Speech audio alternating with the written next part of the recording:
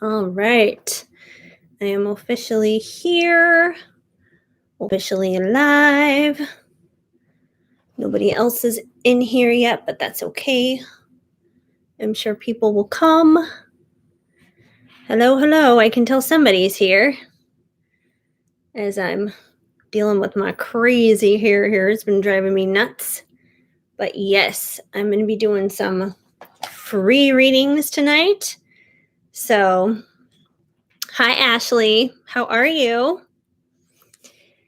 And a couple more people have come in.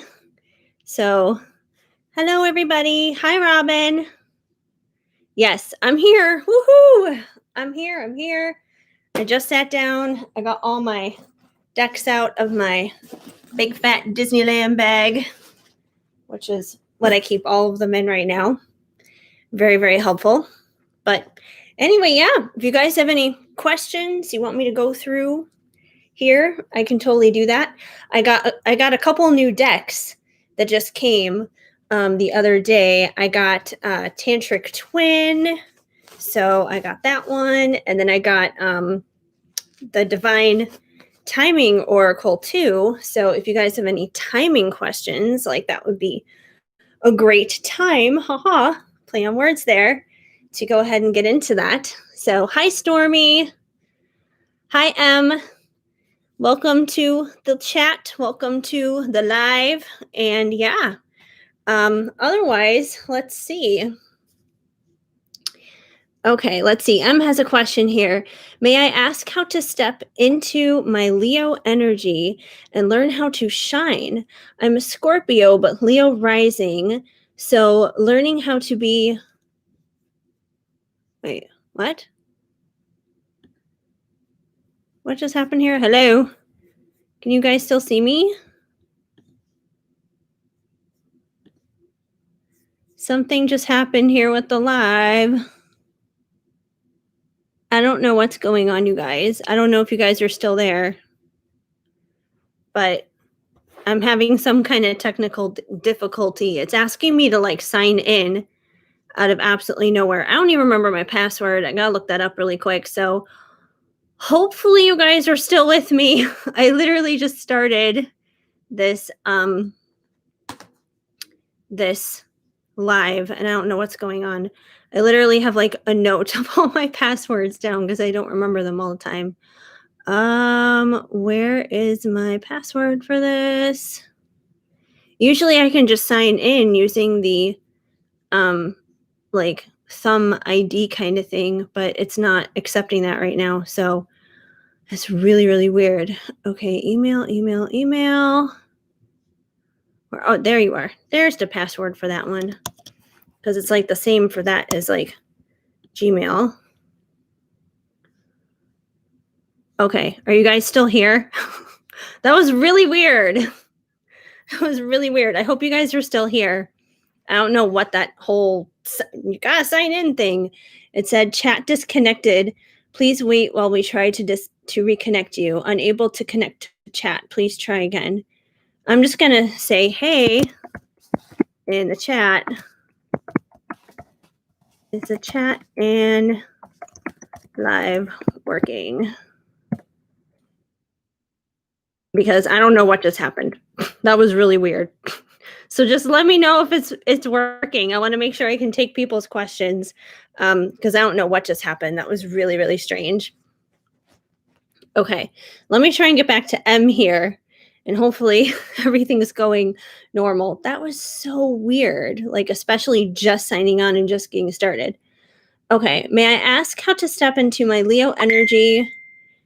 And now I got a message. Maybe that... Okay. Thank you, Robin. Robin just confirmed that to me, that we're all still there. Okay, good. I don't know what that was. I keep having strange technical difficulties lately, you guys, especially with Facebook. And I know this isn't Facebook, but Facebook like basically muted me for like 24 hours thinking a comment that I said was basically spam. And then they like rudely signed me out of both my computer and my phone at the same time when I was using it. And I had to change my password like twice within 10 days. It was insane. So I don't know. I'm having technical problems. Okay, let me get back to M though, and we'll get into the flow of this here. Okay, may I ask how to step into my Leo energy and learn how to shine? I'm a Scorpio, but Leo rising. So learning how to be confident and a leader is something I'm still embracing. Yeah, I mean, I can pull a few cards for you on that for sure. But I mean, and it's really funny, you're asking about learning how to shine. And I mean, just the first thing that, I would say to you, just like in terms of advice, I'll still pull some cards for you though on that, is, at the end of all my videos, I always tell people, to keep sparkling. And the reason why I tell people to keep sparkling is because we all have something to sparkle and radiate and shine out into this world. We all have unique gifts, we all have unique talents, and that kind of thing. We're all here with a purpose to our lives. And I mean, really, it just comes down to being yourself, like whoever it is that you are, just being yourself and being real and true and authentic and transparent, like, if you're a bubbly outgoing person, go be that bubbly outgoing person. If you're more like shy and reserved and introverted, like that's totally fine, but then like own it and be that introvert.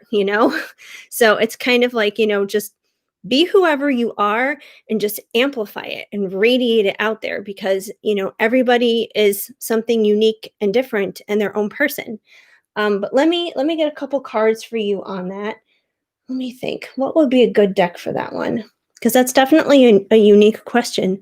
I feel like most people don't usually ask that. Let me try the Soul Purpose Oracle deck on that one, because you want to embrace confidence, you want to step up and sparkle and shine and kind of get into the groove of your own path and everything. So let's see what comes out for you. Maybe there'll be a little bit of advice here on how you can go about doing that and like just radiating and amplifying who you really are. Okay, we've got, interesting, divine masculine, honoring sacred masculinity and power, clarity and confidence.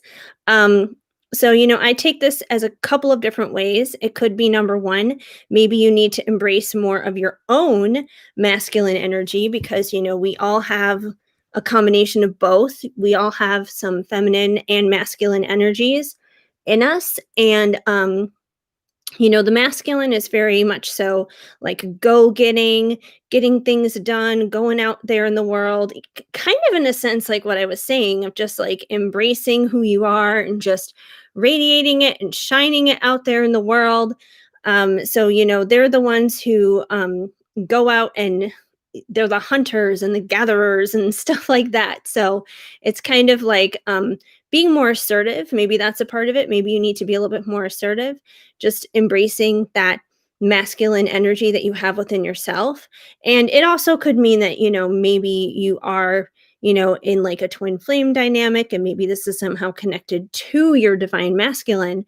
So, take it either way, whichever way resonates, or it could be a little bit of both for that matter too. But there's definitely a little bit of that. But let me get one more for you. Maybe a couple more actually, just to see what we get in regards to that. We've got Firekeeper, Phoenix, or Phoenix, creator or sacred transformation. So one of the reasons why this may be a little tricky for you right now is you may be, kind of going through a transformation process with this, because you are kind of trying to figure it out. You are trying to figure out exactly like how to embrace this and how to shine this and sparkle this and everything. And it's not something that happens overnight, and that's okay. It doesn't have to be something that happens overnight. It's something that takes some time to do. So, you're going through that transformation process, like the rising phoenix, rising from the ashes and becoming this beautiful and amazing thing that people are going to be inspired by and look up to. We've all been through hardships, we've all been through difficulties in life, and whatever whatever obstacles you've had to overcome, they're unique to you and to your life story. So, really own them. And whatever it is that you've been through will probably wind up inspiring and helping somebody else. So, allow your struggle to, be your story, allow your test to be your testimony, kind of a thing.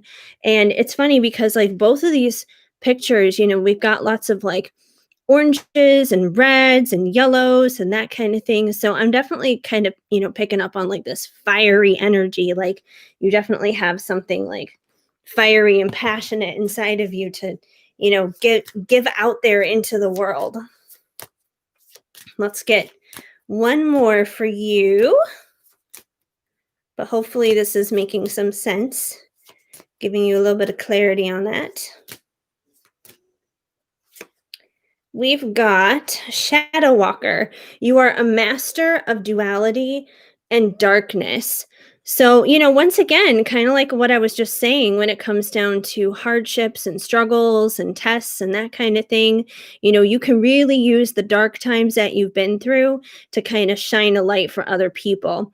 So, you really could be helping others along the way when they go through difficult things. And once again, I also kind of think of like a divine masculine when I see this card because, yes, it is a guy on the card, but usually they're the ones who are in a shadowy kind of a place. So, it could even be your struggle with your person if you have a particular person that you're connected to. If you're not, that's okay too. It can be any struggle. It could be something completely not even related to love. That could be a struggle that could inspire and lift up somebody else. So, I would say like use your tests as a testimony because you definitely have a story to share. And with, that divine masculine card, I would say get out there in the world and, go out there and share it and be a go-getter and, get things done. People need you for sure. So hopefully that helps. Makes sense. So yes. And thank you guys for the liking and the sharing and the comments and all that good stuff. That's always helpful. But yeah, feel free to keep dropping down questions. Otherwise, maybe I'll just pull something in general here for the 5 of you who are in the room right now. Let's see. It's Christmas time.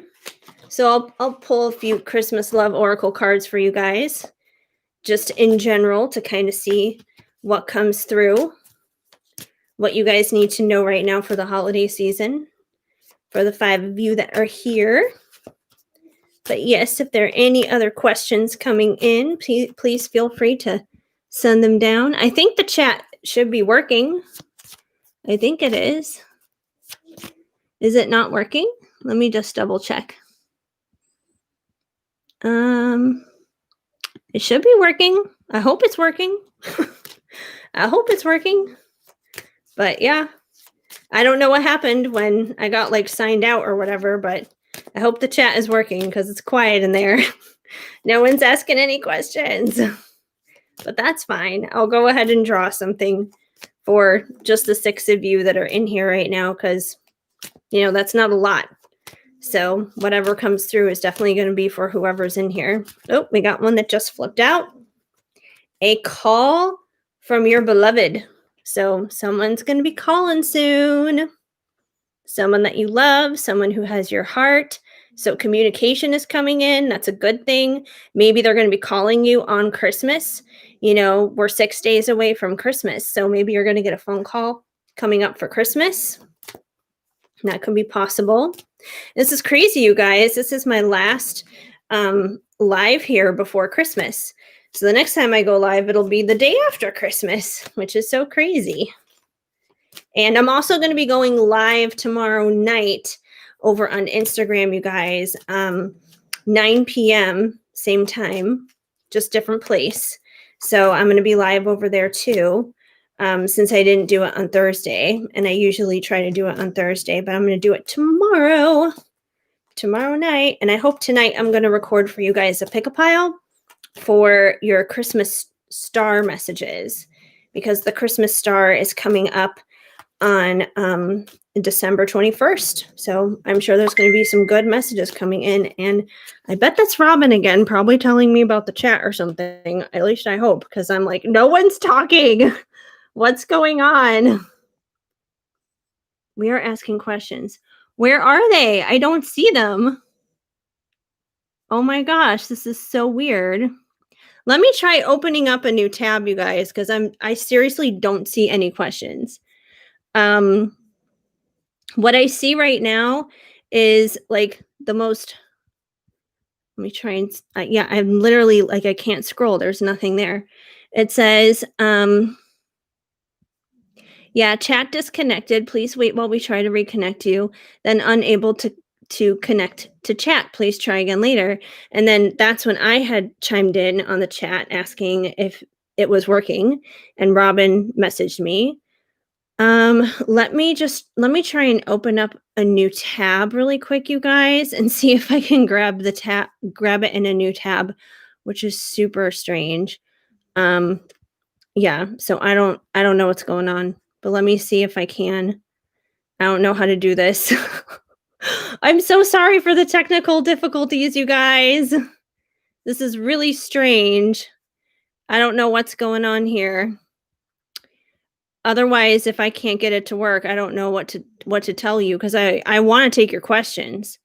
I definitely do. Hold on. Robin's sending me photos now. I'm just kind of like looking at the.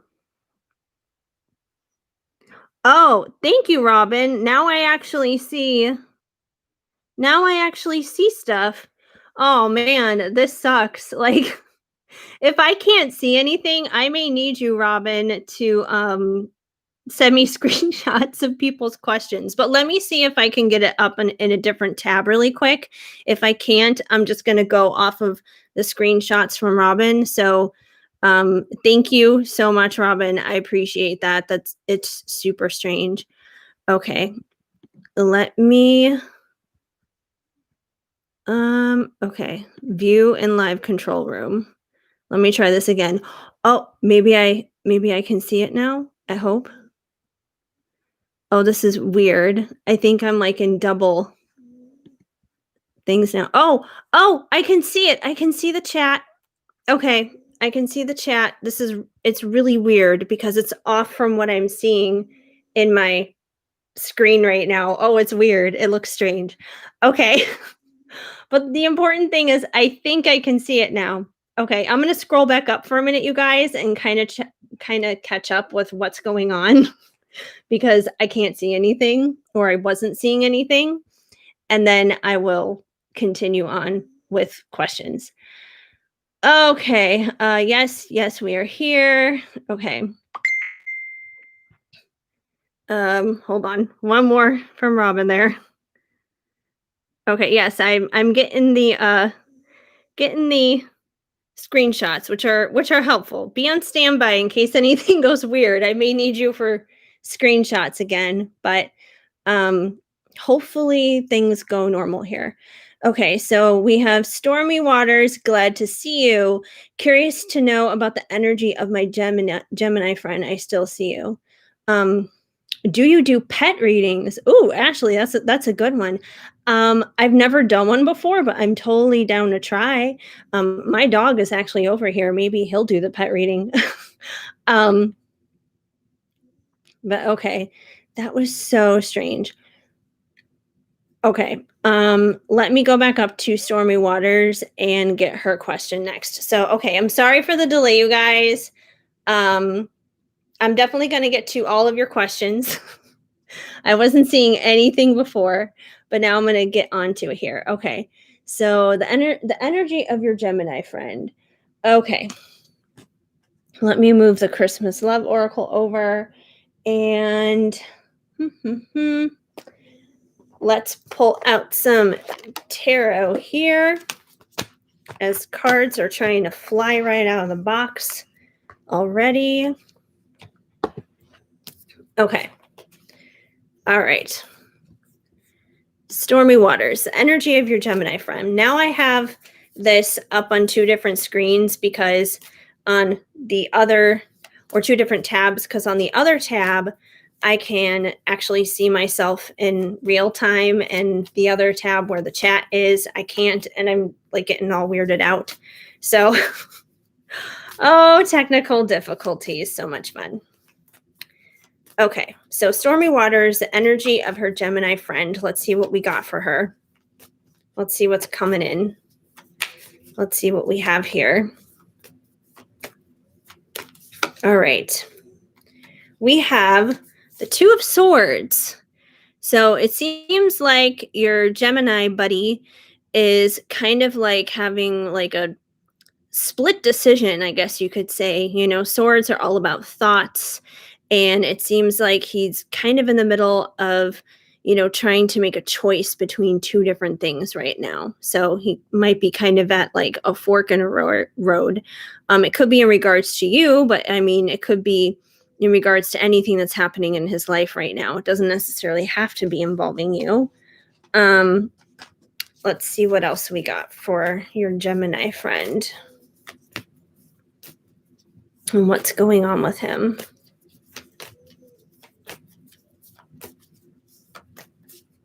We have death. So he's definitely going through a time of transformation as well. You know, since we've got that, we've got with the death card. And, you know, whenever I see the death card, I automatically think of life as well, because whenever something comes to pass, something new comes along. So he could be going through a time of transformation, which also could explain why we have the Two of Swords here. If he's trying to make some decisions and, you know, he's trying to figure out what path he wants to go down. So that could be a part of it too. And in that decision-making process, whatever he winds up choosing, whatever he winds up deciding on, you know, something could wind up passing, something could wind up ending through that, and it could wind up meaning a new beginning in whatever his choices turn out being. And let me see what else we got. Dealing with his energy. Yeah, and those Geminis, they're tricky. Tricky Geminis. I know from experience. Okay, this one doesn't even want to go back in the deck, so I'm just going to take it, and I'll take one more. We've got... Okay, so we have the Three of Pentacles, which was the one that didn't want to go back on the deck, so I just took it. I was like, all right, you're being stubborn. You want to stick out for a reason. So Three of Pentacles is all about building. It's about, you know, creating a solid foundation and that kind of thing. So, you know, I feel like whatever it is he's trying to make a decision on, it involves, you know, wanting to like build and create something new, basically. So he wants to like build something. It could be, you know, a relationship. It could be something dealing with you. It could be something else in his life. But yeah, he definitely wants to build something. And we also have the Hierophant, and the Hierophant is about beliefs and values and traditions and, you know, our morals and that kind of thing. So I feel like whatever it is he wants to build, it's connected to this. It's connected to his belief system. It's connected to his values. It's connected to his traditions.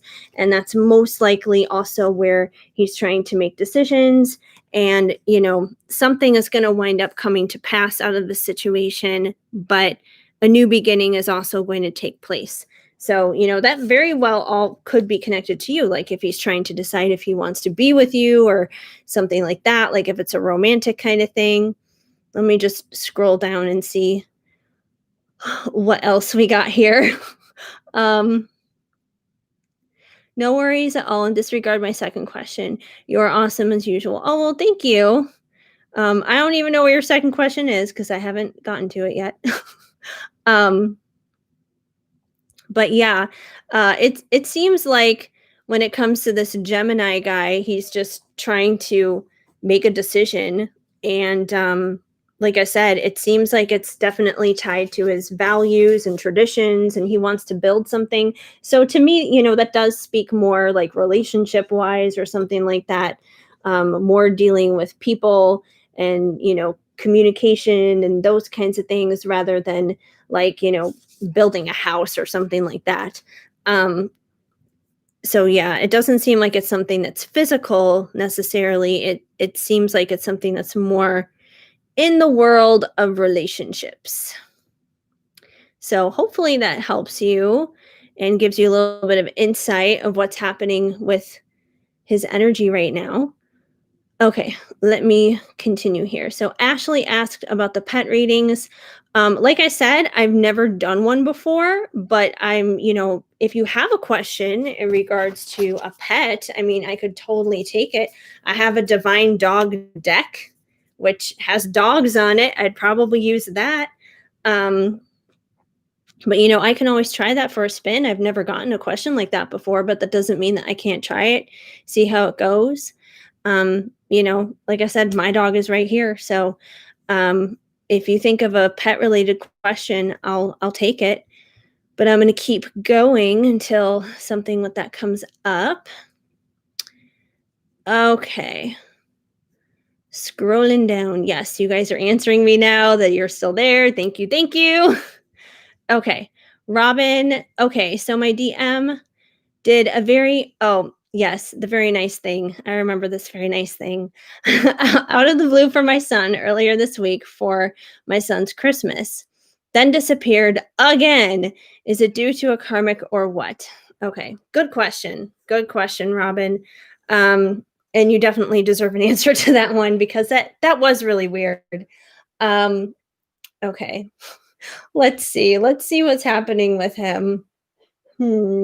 What deck shall I choose for this? Oh, these silly, silly boys. Okay. I'm going to use, I'm going to go in here. Whoop! Oh my goodness. I got cards flying out of here already and I haven't even taken it out yet. I was going to go with some ocean of emotion on this to kind of see where he's at emotionally since he did just disappear. And one card is on the floor. Oh no, two cards are on the floor. No, I think those were cards that I had pulled for myself the other day. Hold on. It's like way under the chair. I can't even get to that right now. Just scooch this back. Oh, yeah. Those were cards that I had pulled for myself. So just like the other day. So I'm pretty sure those are not yours. Okay. All right. So let's see about Robin's DM. What's going on with him? Where is he at? What's happening with this mystery Christmas gift and then like disappearing again? Like just what's up with this? Is there a karmic? Is there a different reason why he did this? Just where is he at? Why is he being weird and hypocritical? Because that's basically what it is. It seems hypocritical that he would do that. It's like, oh, here's some money. I mean, it's almost like it seems like hush money, but it's not like you have to, be hushed for any reason. So it's weird. Here's some money, but bye. I'm gone again. I don't know. Guys are strange. All right. We're going to see what comes up here. Okay. We have limited. There's nothing I can do about it right now. So it seems like the reason why he disappeared is because he feels like he's tied up for some reason. It doesn't necessarily mean a karmic is the reason that he's tied up, but he does feel like he's tied up or obligated at least elsewhere, which is why he's not coming forward even more so beyond this Christmas present situation. Which is why he just kind of disappeared out of it again. Let me see what else we get here. Oh, we got like 4 that just flipped out of nowhere. Okay. Oh, wait, no, 3. I'll take all 3 of them though. See what else comes through as to why he's being all mixed up and crazy. Mixed up and crazy. All right, so now we got 4 cards. 4 cards to look at here. Okay. All right. So we have fear. Love scares me because it scarred me. So One of the reasons why it's like he kind of just, came in, dropped his little seed, and then got out again is because he's scared. Basically, it's like if he were to step up more so beyond that little gift, then he would be risking his heart, basically. He'd be putting his heart back on the line. And for whatever reason, that scares him. And I know you guys have a long history together, which I feel like he should know that you're not going to do that, that you're not going to hurt him. And I feel like he does know that because he knows that you're reliable. He knows that, you love him unconditionally. He knows these things, like you stick around and everything. So I feel like he knows that, but I feel like it's probably come from, whatever karmics have been there, whether they're still there or not. I feel like, he's probably been hurt from those situations and it's given him this warped perspective, this warped point of view. So now it's like he has all these fears when it comes to actually moving forward with things with you. And we have worried. It feels like I'm carrying the weight of the world. So, he's worried, he's fearful. That's just a bunch of negative emotions pulling him down. So, it's like he felt like I don't want to say the word obligated because obligated doesn't sound like the best thing in the world, but it's almost like I feel like because of your connection and because he knows that it's a deep connection, there was a part of him who probably felt obligated to step up and do something. Um, and I feel like he was able to use, your son, like the kid card, because then it would look more so like he's doing it for your kid, which is great and everything. But then it's like it almost kind of like it twists it and kind of takes you out of the scenario. So it's like an indirect way of not making it about you, even though it is about you because it's your son. It's a very confusing thing to explain, but that's kind of like the mixed up thing that I'm kind of getting. And if it's mixed up to me, it's probably very mixed up to him in his head too, which is probably why it's coming out jumbled and not making any sense. But I feel like he's kind of not making any sense. He's not even making sense to himself. You know, he pro- there's probably a part of him that didn't even realize that he was going to do what he did, and then he did it, and now it's like he doesn't know what he's doing afterwards either. But he's definitely worried, he's fearful. And as if this isn't obvious enough as it is, sabotage things aren't always as they appear. So I feel like this is more about self sabotage. He's sabotaging himself because he knows. He knows that he knows that he knows that he can rely on you and you're trustworthy and you're not going to hurt him and all these other kind of stuff. But he does it to himself. He brings the pain and the torment onto himself. I mean, it's almost like some kind of weird sick pleasure or something like that that he gets out of it. Um, but we also have committed until death do us part isn't enough. So, I do feel like he is committed to you. And because he feels committed to you is why he did what he did dealing with your son. He's committed to you, therefore he feels committed to your son too. And, like I said, it's that string that we have that's connected to that person. It's that string that keeps him hooked in, that keeps him reeled in, that keeps him committed, even if he doesn't want to admit it, even if, he doesn't realize it. It's that string that keeps him hooked in there. And that's basically why he does those things. But the problem is, it's like, it's like the string, that commitment is on the, lower level here, but then it's like that's like the bottom of the what are those things? The icebergs. It's like that's the part that's underneath the water is that commitment. It's underneath the surface, but all you see is the iceberg that's on top of the surface there, and that's basically where all of his bullshit is. His bullshit is the top of the iceberg. And, and the crazy thing is, you're kind of like the Titanic. You're coming along there in the ocean. You don't realize he's there. And then, boom, you hit his bullshit. And, it's definitely going to affect, the underneath part of what's going on underneath the surface of the water with the committed stuff. And I don't know. I watched weird Titanic video the other night on YouTube. That's probably where this is coming from. but um but yeah. So I'm going to scroll down to see what you had to say about all this right now because I'm going back and forth between the two tabs. Ha. Seems us Libras attract those Geminis. Oh, girl, tell me about it. Um, yes, definitely warped. The kid card. Ha, yes, I see exactly, and that's something he would do. Yeah, so that's pretty much what's going on there.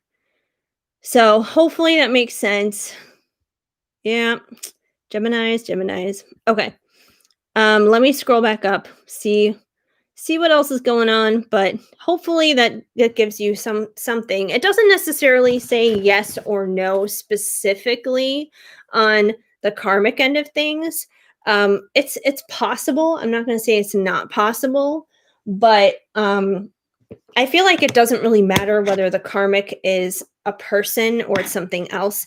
I feel like there's definitely still karmic stuff that's going on. So even if it's not a person, he still has things he's trying to work out because he's got all this garbage floating around in his head, basically. So, okay, let me scroll back up here, see what's going on. All right, we just finished Robin's question. Lisa, I love your eyeshadow. Looks lovely. You look great, Heather. Oh, thank you, Lisa. And it's so funny because like I literally did makeup today, like just for you guys, because like I mean, we're all pretty much in lockdown. No one's really going anywhere or doing anything. And even when you do go out, you have to wear your mask. So it's like, all people see are your eyes. So I'm like, I'm gonna make my eye makeup lit. And it kind of like matches my shirt and stuff. So anyways, hi Queen Bean. Okay, now I'm finally seeing what M had to say when I was doing their reading. Haha, yes. More and more I've been craving bringing fire out. Yes, bring the fire. Bring the fire for sure. Kiara, hi, yes, you can ask. Go ahead. Sure. Queen Bean, yes, you can definitely have a reading. Just put your questions down below. And yep, shadows for sure. My dog's name is Shadow, but that's a different story. Okay. Um, okay, so Ashley, will my cat Blackie ever find a soulmate to be with forever and have kittens? Oh my gosh, that's like the cutest question ever. I feel like this is my favorite question so far tonight. Okay. Oh, that's so cute. All right. I am going to go ahead and use the divine dog, even though we're talking about a cat, but it's still an animal. So, we'll see what comes through. We'll see what comes through for your kitty cat. For your little kitty cat, Blackie. All right. So for Blackie, for Ashley, will Blackie find their soulmate so she can have kittens? Aw, it's such a cute question. Oh my gosh. Shadow, what do you think? I'm asking my dog. He's ignoring me. He's like, I'm going to just lay here and snore. I would wake him and I would show him to you guys, but he's sleeping. So I'll let him sleep. Let sleeping dogs lie, I guess. Lying dogs lie. I don't know. Whatever. You know what I mean. All right, Blackie. You gonna meet your soulmate, Blackie? You gonna have babies? We're gonna find out. We have contentment. Be satisfied. So I feel like no matter what happens in Blackie's life, she's going to be content. She's going to be satisfied. She's going to be happy. So whether she meets her soulmate and has kittens or not, I feel like she's going to be happy. She's going to have a good life. And I feel like it's mainly because she's happy that she has you. And that's really all that matters. So she may not necessarily have the same goals for her life as you do. Her goals may be more like, hey, I really want to catch that mouse toy. But it doesn't matter for her. She's content and she's happy no matter what. I'm sure she would be just as happy if she did have kittens. But regardless, she's content. She's cool. She's kicking back with her life. Let me see what else we got. Let's see what else we got for Blackie. I swear, cutest question ever. You guys ever have a pet question for me? I will gladly take it because I wish that there were a way that there could be pictures in the chat because I would love to see pictures of all the animals too. Oh my gosh, it would be the cutest. Oh my gosh, I get all crazy about animals and the cards go everywhere. This is terrible. They go like all the way down here and then I have to dig them out. So hold on. Oh my goodness. That's too many cards to take. Too many. So let me get back up here. It's like an awkward position here. I have my computer on the bed and I'm on a chair by the Christmas tree. The whole setup is weird and I can't do it on my phone because I don't have enough followers to do it on my phone, so I have to do it on my computer. But anyways, let's see about Blackie. Will Blackie find her soulmate and have babies? We've got expression, speak your truth. So I feel like, if she does meet some fine feline fella out there, she will definitely express herself for sure. I know animals have their own way of, mating and, doing like their mating calls and all that kind of stuff. I guess it's like their version of flirting. But she will definitely, put it out there when she finds some fine feline fella that she's interested in, that she likes. So, she's willing to express herself on that. Shall that moment ever arise? Is she like an outdoor cat or something? I don't even know. How do cats go out and meet other cats? I don't know. I know with dogs, you can take them on a walk and you can, go to a dog park or something like that. I don't know how it works with cats. I've never had a cat before. I've had dogs all my life and I've had parakeets, but I've never had a cat, mainly because of the parakeets. That would not be good. Don't want the birds to be din-din. And we have arrogance, get off the pedestal. So there could be moments where maybe she feels like she's too good for that. And I do know cats sometimes, have that air about them where, they kind of, it's like, have you ever seen those memes where it's like the dogs look at humans like, oh my goodness, you're my master and I'm here to serve you and you're so amazing. And then the cats look at the people the exact opposite way. And the cats are like, you're here to serve me. I'm the god. You're my servant.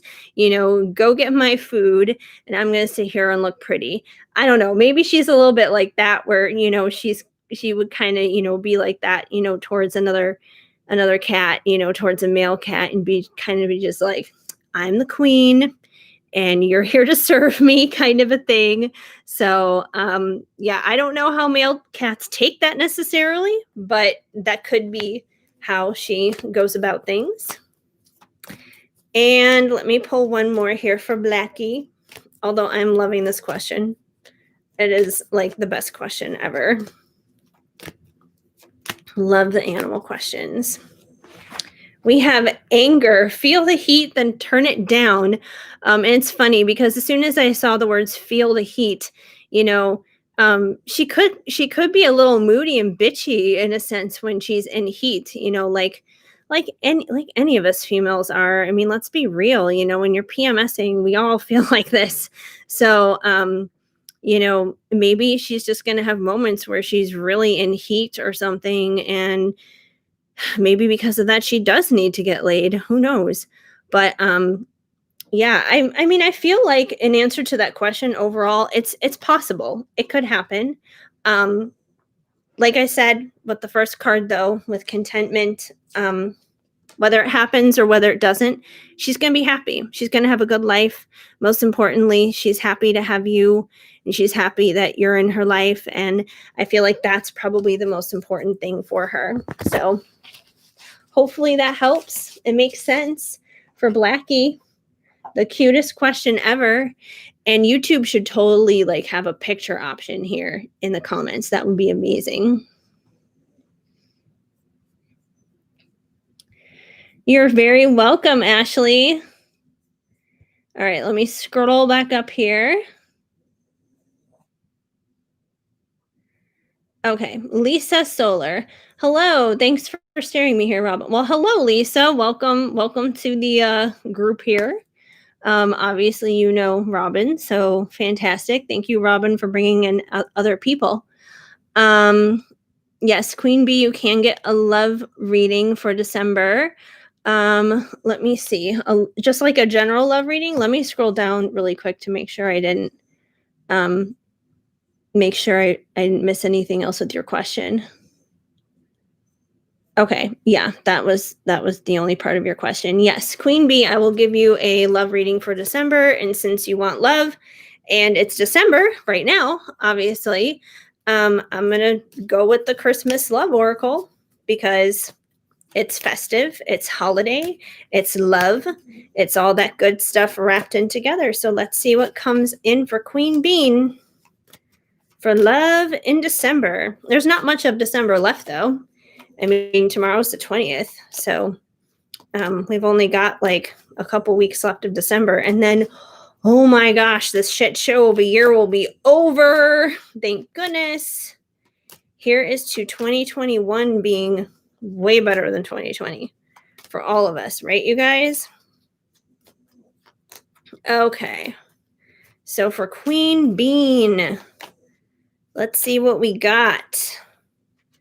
Let's see what we got for December in love. We have I drink to be merry. So I don't know if maybe you've been getting a little hammered there the month of December, but it seems like somebody definitely is. I don't know if you have a person necessarily in mind in particular that you're asking about. Maybe they're the ones who are, getting a little tipsy, having a few holiday cocktails kind of a thing. But we have some festive nog happening apparently. So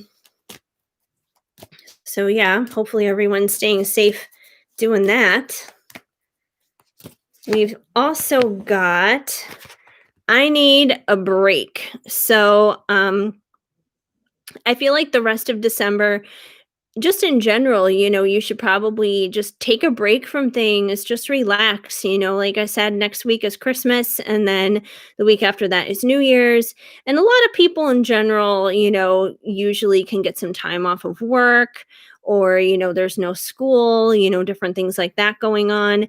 So, I feel like this card is basically just saying, like, it's okay to kick back and relax. Like, obviously, like, look at poor Santa here in this card. He is clearly stressed out. He is underneath the tree and he has collapsed. So if that's how you're feeling, if you feel like just overwhelmed right now, take the time to relax, watch some Christmas movies, get some hot chocolate, wrap yourself in a big blanket and just enjoy life. It could also maybe in a sense be in connection to love. Maybe you need a break from love at this time, since I know you asked specifically about love, but I feel like it's more so you just kind of need a break from like the stress of everyday life and what's, happening in the world right now. But let's see if anything else love related here comes out for you. Christmas and love, December and love. Okay, well, this is definitely love related because you couldn't use this in your career unless you had a very interesting career. We have Let Me Treat You. So I feel like there's somebody who definitely wants to treat you. This could be your person of interest if you have somebody in mind, particularly.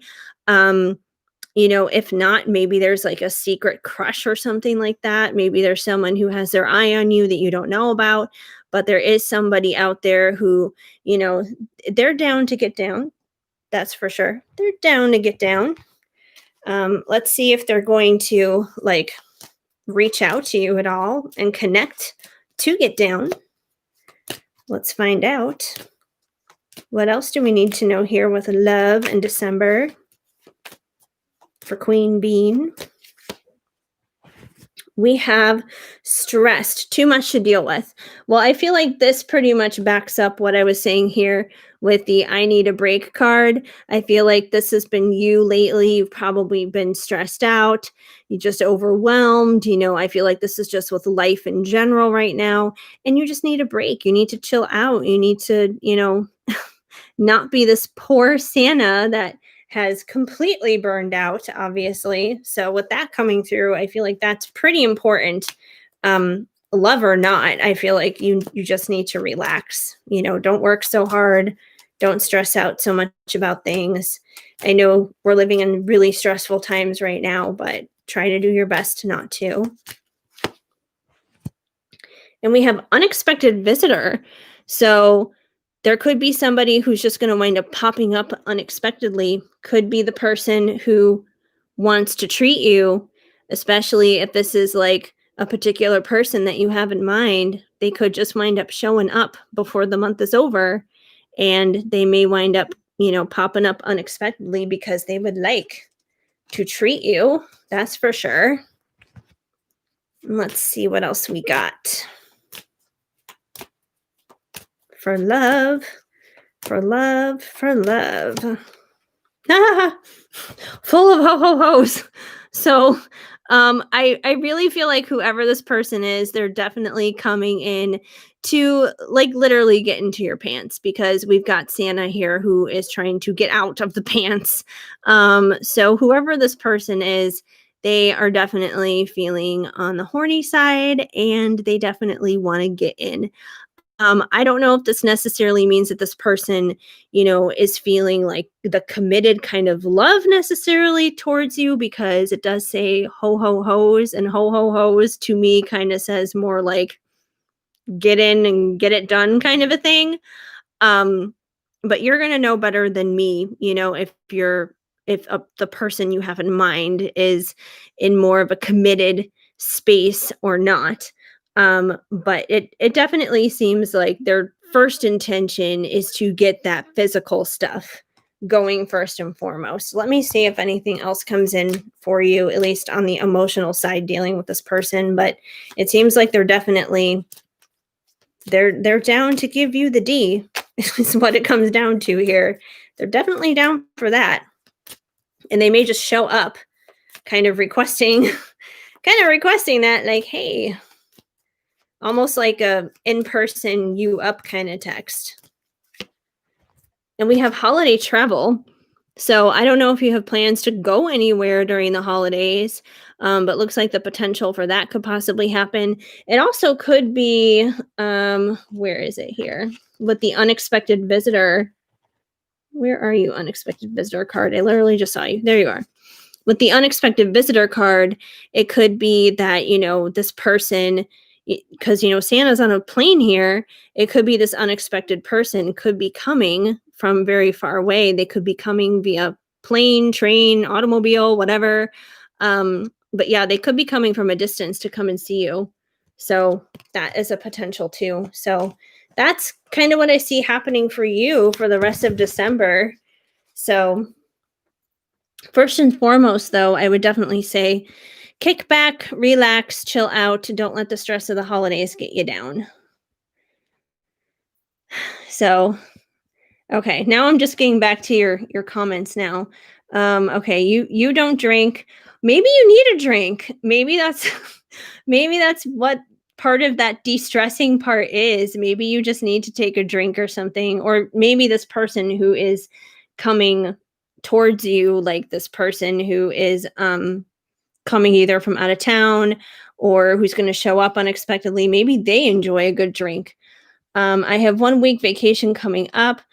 Well, I would say spend that 1 week just relaxing and de-stressing for sure. If you have plans to travel during that time, go ahead and travel, do whatever you got to do. All right, let me scroll back up now. Okay. All right. Then we have the rest of what Em was saying earlier, which I totally missed considering I did not have the chat working for me at all. I was about to say I'm dual too. I'm really serious. I know how it is to walk in the lion den alone, But then there's that bubbly side of me who loves making friends and crack jokes. Yeah, I feel like we all have a little bit of that inside of us. We each have some of that light and that dark. For some people, they just may be a little bit more heavier on the light side or heavier on the dark side, and how that comes across and how we, translate that into our external world kind of a thing. Okay. Hi, Christina Rose. Yes, you may ask a question. And thank you for liking and subscribing. I really appreciate that. Yeah, for sure. Thank you all for liking and subscribing, whenever you come in and drop by. All right. Okay. Christina Rose, how will L, the Cancer male, react to the Christmas gift I'll be giving him soon? Okay. Let's see. Let's see how he's going to react. Um, I'm gonna go with, wait, no, that's the wrong box. I did not want to open that one. I'm gonna go with the ocean of emotion on that one because we want an emotional reaction from him. We want to know what his emotions are going to be when he gets that gift. So for Christina Rose, L, the Cancer male, how will he react to the Christmas gift she's giving him? Let's find out. Let's see. How will he react to it? How will he react to her Christmas gift? Let's see. All right, we have beauty. Your natural beauty takes my breath away. So, I mean, right away, the first thing I'm getting here, I don't know what your gift is or if it's beautiful, but I feel like more so he is going to enjoy it. He's going to find it amazing. He may find it beautiful. I don't know what it is, but he's definitely going to find it to be amazing, stunning, positive, good, whatever it is you want to say in terms of like a positive adjective, but he's definitely going to find it amazing. And I feel like if anything more so, this beauty card is more represented. It represents more like how he sees you and being the giver. Like he probably sees you as someone who just has like this beautiful and giving soul. And he's going to be very thankful because of that. Let's see what else we got here. How else is L going to feel about this Christmas gift? Although I feel like we got a positive start, that's for sure. That's pretty awesome. Pretty positive start. Oh, we have surprise. I have a beautiful surprise planned for you. So I feel like when he gets the gift, he's going to be shocked. He's going to be really surprised when he gets it. Instead, it's like you're the one who has planned the surprise for him, and he's not going to see it coming. And, because of that, once again, he's going to be really, really thankful because I feel like he's going to be almost like, oh, no, no, no, you shouldn't have done this. This is too much. Like, you didn't have to do this or anything like that. But he's going to be really, really grateful. So, yeah, it's going to be a surprise, a good surprise for sure. He's going to like it. He's going to think it's awesome. He's going to think that you're just like this beautiful and giving soul. So I'm definitely getting positive vibes here. Positive vibes, And it's like they always say, you guys, it's not the gift that counts, it's the thought that counts. And I feel like that thought is really going to matter to him when he gets that gift. And we have, I found peace again, relaxed. So I feel like if anything, this card is basically saying you have nothing to worry about. Everything is under control. You can relax, is what this is saying. You can relax. It's going to be fine. He's going to like the gift. It's going to be all good. It's going to go very well. So, yeah, I think that's all going to be good. So, hopefully, that helps you, Christine Rose. So, yeah, that's kind of what I see there. All right. And for anyone who's coming in or is asking questions, I'm definitely taking questions and I will get to your questions. There was a little hiccup with the chat on my end, at least, where I couldn't see the chat for a while. But I'm slowly but surely getting through it now. So, yeah, I will definitely get there. Yeah, I couldn't see you. That's right, Lisa. I couldn't see you. Okay. Let's see. All right. So, oh, stormy waters, you were asking about the Taurus or the Gemini. Did you want me to still answer that question? Um, I don't know if you're still in here. I know I answered one question for you already, but I just lost my place. Where was I? Da, da, da, da. And I literally just hear my bird squawking outside the door. That's kind of crazy. Okay. Oh, now I see you guys talking about like the whole thing about screenshotting the questions. Hi Jennifer, welcome to the chat. Oh, and thank you. Thank you for saying I'm looking good. Trying to do my best here. Okay. Let's see. Okay, I answered Christine's question. I noticed that she asked it twice. Um Yes, Jennifer, you can get your name on the list. Are you basically asking for another lovey-dovey reading like usual? Because I know that's your usual question. That's so funny. It's like being at a restaurant. Is this your usual? Do you want your usual today? Your usual latte? Um, okay. Let me get Stormy's second question. I think you said earlier not to worry about it, but I can still answer it. That's not a problem. Okay.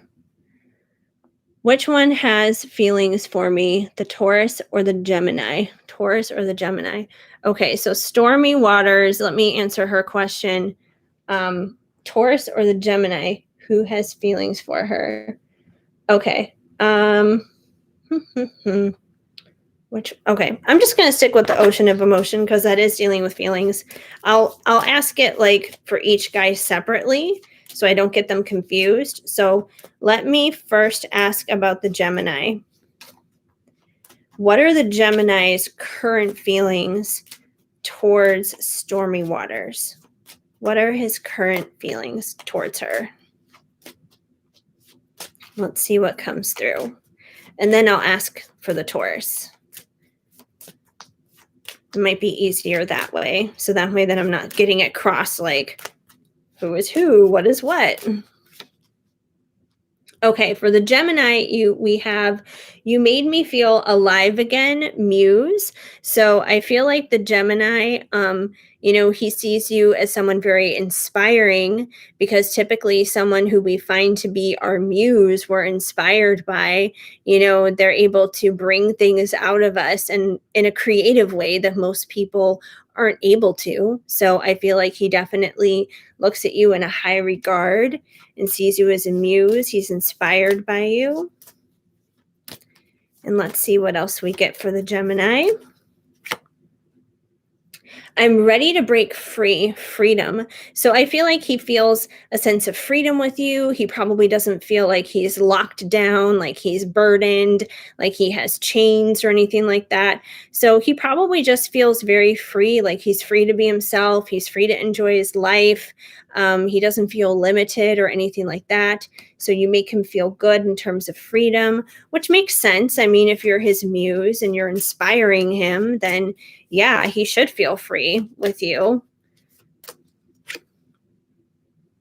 And we have foolish. I've made a fool of myself. So I feel like sometimes when he's around you, he probably feels like he says or does stupid things. And you probably don't even think anything that he does is stupid or dumb or anything like that. If anything, you may think it's cute and endearing, but, he probably overthinks and looks back at conversations after they happen. And he's probably like, oh, why did I say that? Or why did I do that, or whatever the case may be. So he probably looks at things in that way. He probably goes to like that airheaded overthinking kind of space that Geminis have a tendency of going into at times. And, that has nothing to do with you, but I feel like that's just him and how he handles things and how he reacts to things. But I feel like sometimes, yeah, he feels a little foolish, kind of almost like a little schoolboy, I guess you could say, like he doesn't know necessarily how to act or how to behave around you. So I would say, yeah, he has feelings for you, and they're definitely positive feelings for you too. Let's see about the Taurus. How does the Taurus feel towards stormy waters? How does the Taurus feel? Let's find out. Oh, we have support. I want to be the one who stands beside you and assists you in all your success. Support. So, yeah, with the Taurus, I feel like once again, he has good vibes towards you as well. He has good feelings too. So with support, I kind of feel like more of like this wanting to build kind of an energy, like wanting to create a solid foundation, basically that overall earthy feeling that a Taurus has a tendency of bringing along, that, he'd really like to bring that stability and strength within your connection pretty much. And let's see what else we get dealing with the Taurus. How else does the Taurus feel towards stormy waters? You may have two guys who are interested in you, just a heads up. So it may not be just one or the other. You may have a choice. Who knows? If anything, maybe that's what that Two of Swords was about. Because I know you asked about the energy check on the Gemini. Maybe the Two of Swords is more so about you than it is them. Maybe it's about you needing to make a choice between the two of them if they both feel positive towards you. Oh, okay. The Taurus finds you to be beautiful, straight up beautiful. Your natural beauty takes my breath away. So I definitely feel like the Taurus, finds you to be stunning, finds you to be gorgeous, beautiful, very aesthetically pleasing. And it's funny, like I'll get into it in just a minute. Let me pull one more card dealing with the Taurus, and then I'll kind of give you my little comparison report, I guess you could say. But they're both interested. They both like you. That's 100% for sure. They both like you. Okay. So the last card we have for the Taurus is surrender. Can we forgive and can we forget? So, I don't know if you like get into any disagreements or arguments or bickering or anything like that dealing with this person, but I feel like this person wants to have peace between the two of you, even when you guys do maybe have a little go back and forth between one another or anything like that. And they just want to work things out. They kind of just want to like surrender to the connection and surrender to things with you in a sense. So when I compare and contrast each of these people, they're both very interested in you, that's for sure. They're both attracted to you, they're both into you. But I feel like the Taurus here is a little bit more mature about it. The Taurus definitely has that more earthy, down to earth, stable kind of energy when it comes to how they feel about you and when it comes to this connection. Um, So, that's 100% for sure. That doesn't mean that, the Gemini doesn't care about you, because I do feel like they do, but I feel like they're a little bit more immature about it. And because of their immaturity about it, they don't necessarily know how to process it and handle it the right way. They don't necessarily know how to bring it across correctly to you. So, I mean, it's up to you at the end of the day if this is kind of like a decision of you trying to decide between one or the other. Um, I think that either way, they would both go for you for sure. They're both interested, but it's kind of up to you. It's like, do you want stable, reliable, something that you can build with, like with the Taurus, or do you want something that might be a little bit more wild and unexpected and fun with some twists and turns and immaturity and stuff dealing with the Gemini? So that's kind of up to you based on, your preference and what you would be interested in. Okay, scrolling back up. So Stormy, I did get in your two questions anyways, because that's just the way I roll. Okay. All right. Back to talking about the chat again. Yes, I could not see it for the longest amount of time. Okay. So Jennifer, yes. Let me get in your love reading for you, girl. Okay. And you know what? I'm going to be extra fun for you, Jennifer. And I know you're going to get a kick out of this since we're going to do a little love check-in. And because this deck is new, and I'm kind of inspired from the song that you gave me in the group last night. And if you guys don't know, Jennifer is basically the twin flame DJ. Like, that's what I like to call her. She's the twin flame DJ. She channels like all these amazing songs and movies and TV shows and just like pop culture. And it's just so incredibly relatable to your person and your situations and your circumstances. She's just awesome. So I love how it's totally a thing. Anyways, I'm going to give you some tantric twin, a little bit of that kind of check-in to see where your love is at with Mr. Man. So we'll see what comes through. And it's a new deck, so I got to go with something that, you know, is totally new, totally different. So let's see what we got for you. All right. We have make me feel safe and help me feel seen. I'll do my best to make your reality to make reality your dream. So, yeah, I feel like, you know, he basically wants to make your dreams come true, but at the same time, like he wants to feel safe, he wants to feel nurtured, he wants to feel secure. And, you know, he may not necessarily feel like that all the time, but he definitely wants to feel safe and secure. And in exchange for that, you know, he wants to make your wildest dreams come true. And not just, you know, like in the bedroom or anything, but, you know, I feel like he wants to make your dreams come true just in life as a whole. Like he wants to provide a good life for you, kind of a thing. All right, let's see what else we got here. Dealing with this dude. See what's up. I know he's been creeping around the house lately, which is too funny. But let's see what else we got here. We have, oh, as all the cards almost like slip and fall down. Stay. I know I've said it all before. I've never meant it. I've never meant it anymore. You're the one, you're the soul. You make me feel so pure and whole. So I feel like this card is basically saying that, you know, like it's funny because it's never like we need somebody else to complete us, obviously. Like we're all our own individual 100% person on our own. But I feel like he does acknowledge that there is like this heart that's within his whole, and you're like the only person who can really fill that space. Nobody else really can. So you do bring this peace and sense of wholeness to him. And it's funny because, you know, not only do you bring him like that stable and safe feeling, kind of like what this card was saying too, but I feel like there's also this playful and fun kind of energy between the two of you guys too, because, you know, look at these two on the card. They're just, you know, there's not even anything sexual happening here. They're just, you know, playing and having a pillow fight basically. So, you know, I feel like he enjoys these playful moments with you as well when you guys have those.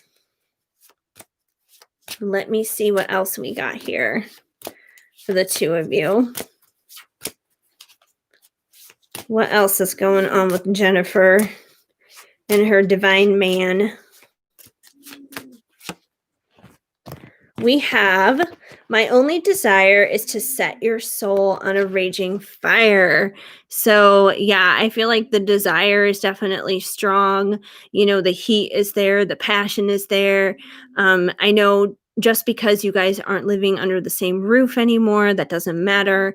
Like, he definitely still feels that. He definitely still wants that without a doubt. And okay, so those are a few from there. Let me draw a couple more for you, maybe just to get like a couple messages from him directly, but I need a different deck for that.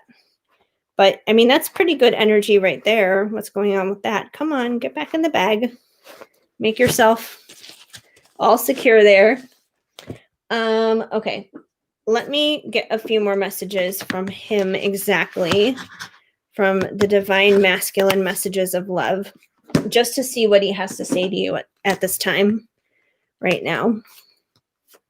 All right. So, what does Jennifer's dude have to say to her at this time? What does he want to say? What does he have to say to her? So, we have, I want a family with you. And I know we've had conversations about this one in the past. So, yeah, he wants a family with you. So, um, 1, 2, 3, if you know what I mean. So yeah, there's that. Let's see what else we get. I'll have to go to the other tab to see what you're saying because I'm sure you're laughing right now. Because yeah, I can't be on the other tab and look at the chat at the same time. It gets way too weird with the delayed video over there. But let's see what else he has to say. He says, I am healing. So I feel like during this time that you guys are not living under the same roof, that he is taking time to heal. He is taking time to take care of himself and improve himself and get better. So that's definitely a good thing. And we've also got, I get lost in your eyes. So he finds your eyes to be very attractive and he gets pulled in with that as well. You know what they say, the eyes are the windows to the soul. So, he probably sees a little bit of himself in there when he does look deep into your eyes. And let me get one more for you. We've got, I want to take care of you. So, yeah, I feel like this kind of piggybacks on that card that was talking about, how he wants to make your dreams come true. He wants to take care of you. I feel like he doesn't want you to have to like worry or stress out about anything, not, financially, monetarily, or anything like that. Like he just wants to be there and take good care of you. So, yeah, hopefully that helps you out. Let me click back over to the chat since I have this going in 2 different tabs. Okay. Blushing. Oh Lord. All night long last night. Ha ha ha. Kept walking past my room actually.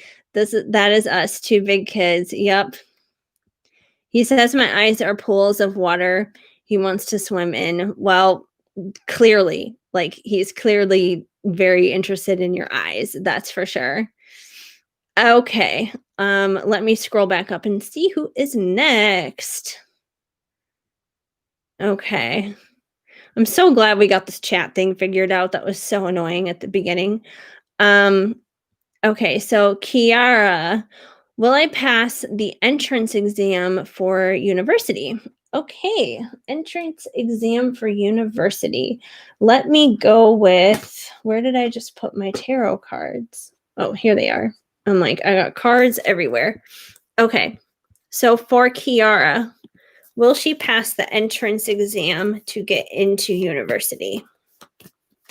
Let's find out. Let's see if she will pass that entrance exam. All right. We have, I was like, no, I'm literally getting cards that I already just pulled.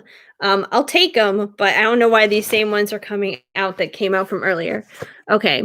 We have death, which is transformation, and the 3 of Pentacles, which is about building things. So with the death card, it's usually like the ending of something and the beginning of another. And, I feel like basically getting into college, like starting college, that's like starting a whole new chapter of your life, pretty much. So it's like something else is going to have to end in order for that new beginning to come. And I feel like with the 3 of Pentacles, this is pretty much where you've already been. You've been working hard, you've been building, because that's what the Three of Pentacles is. It's about hard work. It's about building something, and you've kind of been like building yourself up to this moment.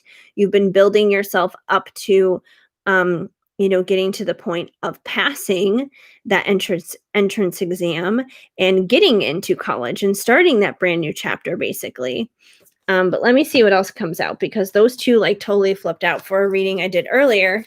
And they literally wanted to flip out again, like the two of them together. So maybe they were meant to do that. I don't know, but let me get a few more here, just so we get a little bit more of a perspective on this. We have got the Page of Pentacles. So the Page of Pentacles is basically about like, it's about a physical, tangible new beginning in a sense. So yeah, I do feel like you will pass.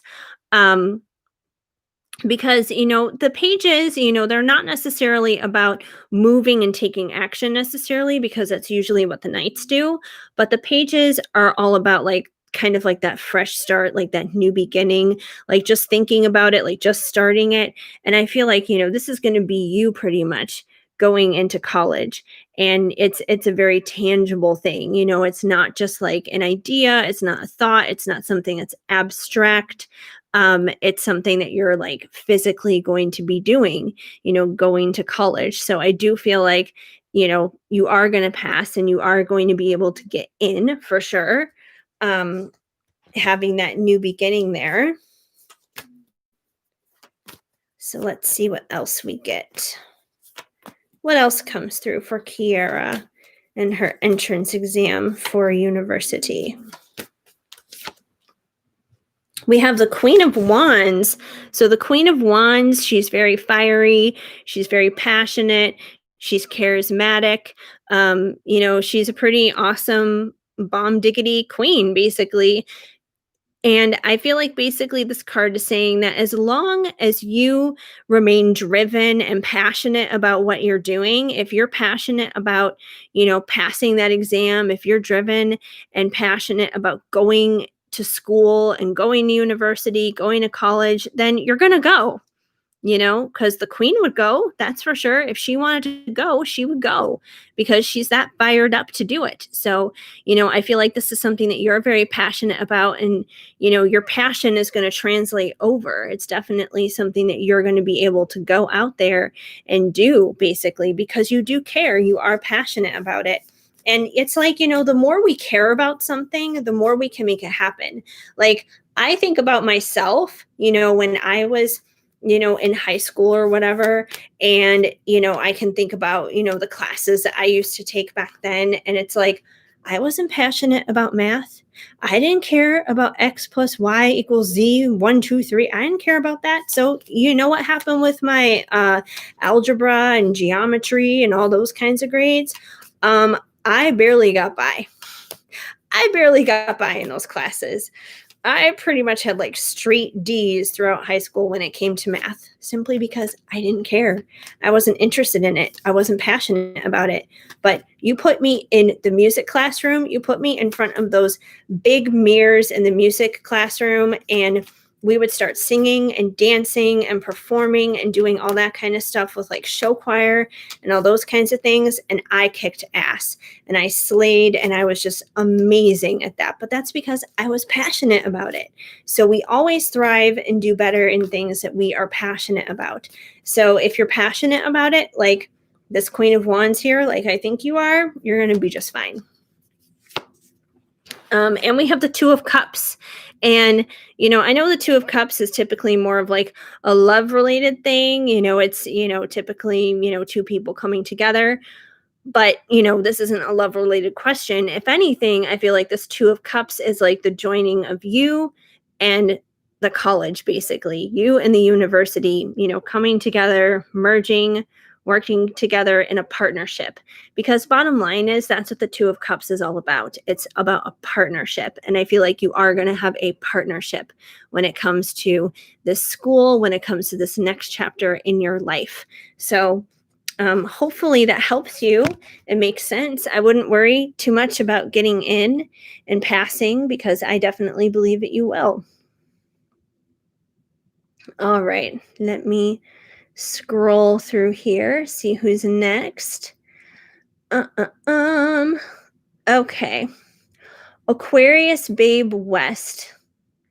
What was the reason I saw them on Thursday? Okay. What was the reason you saw them on Thursday? Should I stick with the tarot or should I go with something else?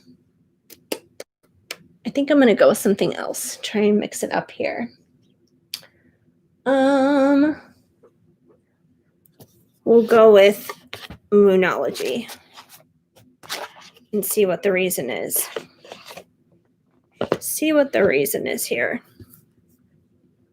Okay, for Aquarius Babe West. Okay, Aquarius Babe West. Let's see. What was the reason you saw them on Thursday?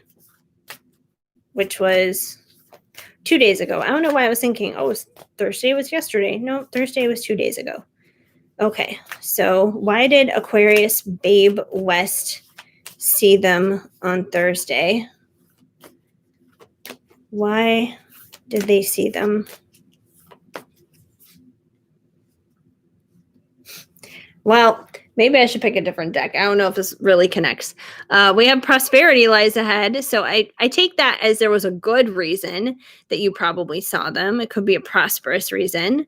I may actually pick a different deck when it comes to this question. I don't know if this is the best deck for it. So I may go with a different one.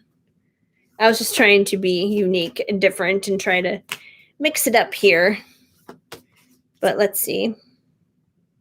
We also have your hard work is paying off, new moon in Capricorn. So I don't know if maybe you've been, praying, dealing with the situation, dealing with this person, or, maybe working hard on your own self-improvement to help improve things dealing with this person.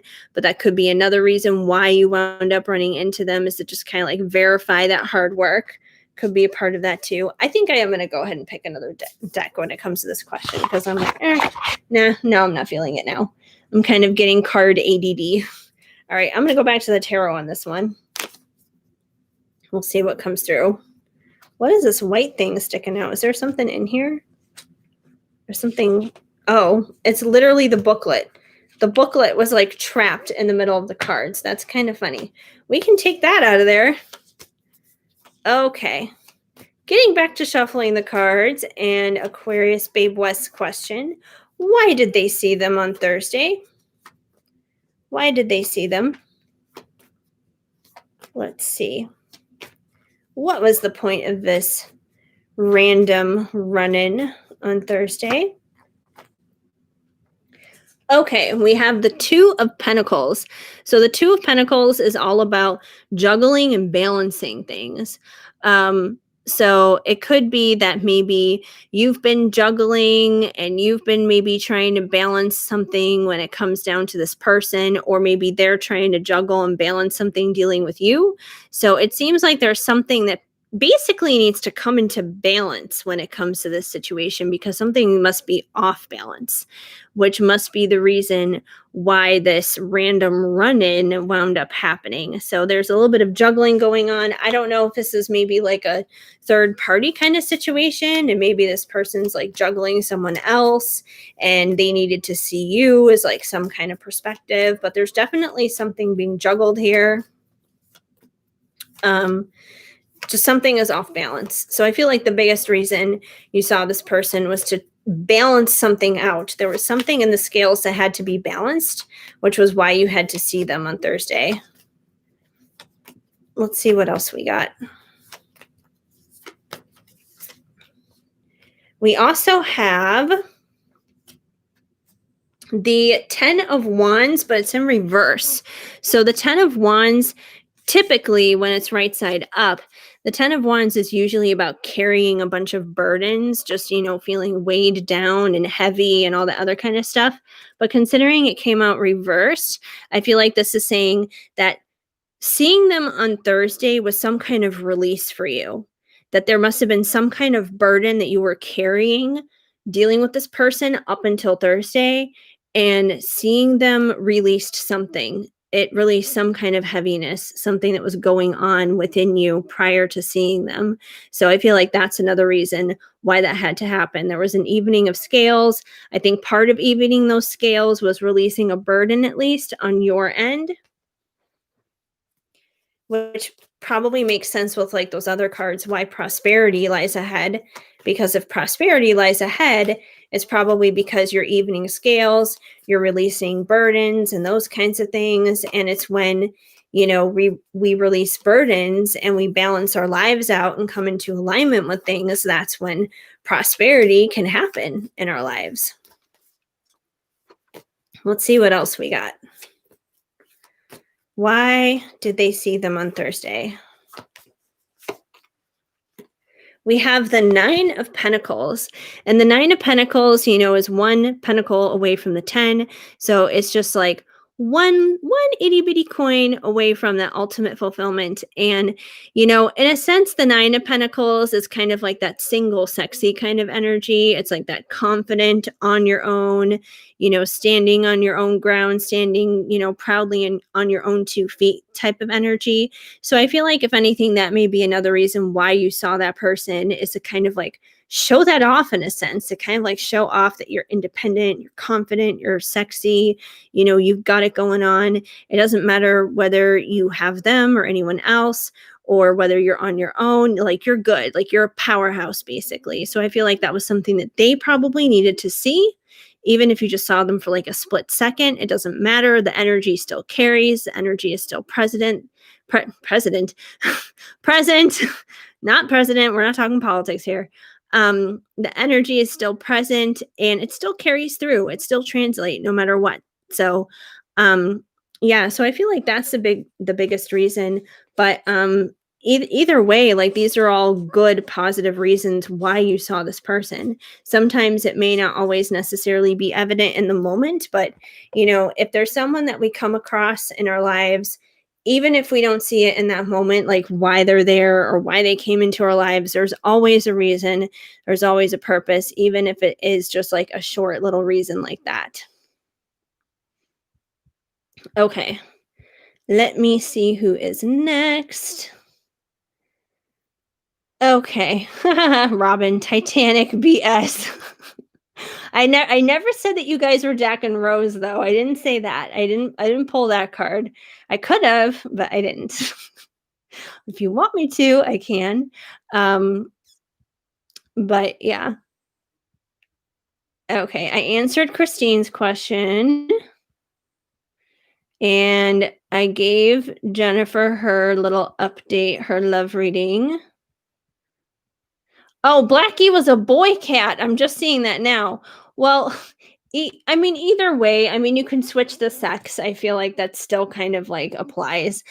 I'm sorry, I'm just getting to that right now. Like I said, I have the chat in a different tab than where I'm actually like looking at the camera when I do the video, because where the chat is, it's all delayed and wonky and it looks weird.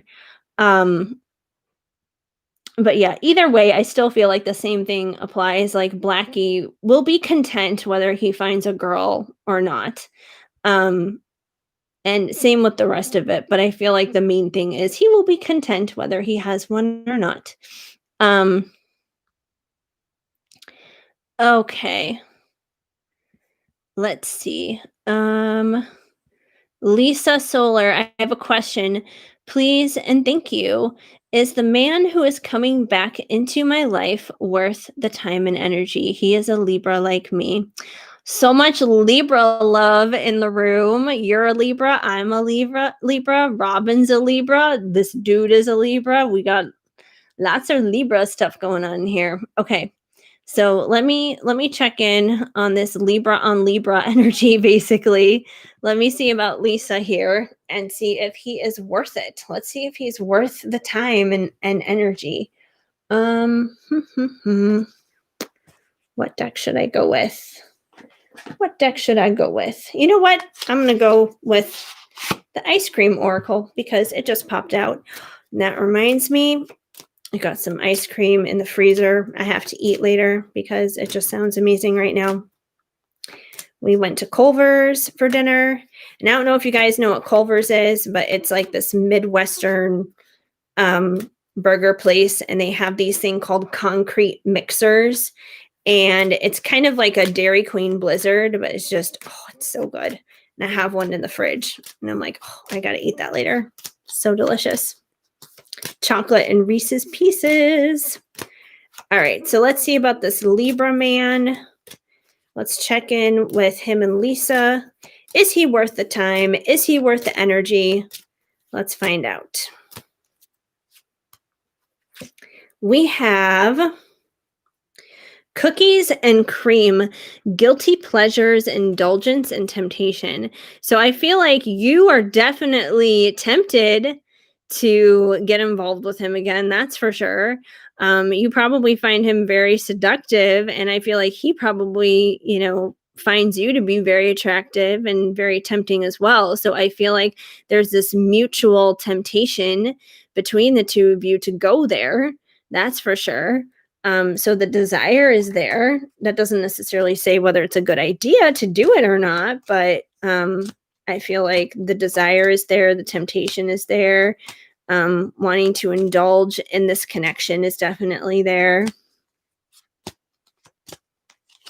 We've also got orange, enthusiasm, confidence, and courage.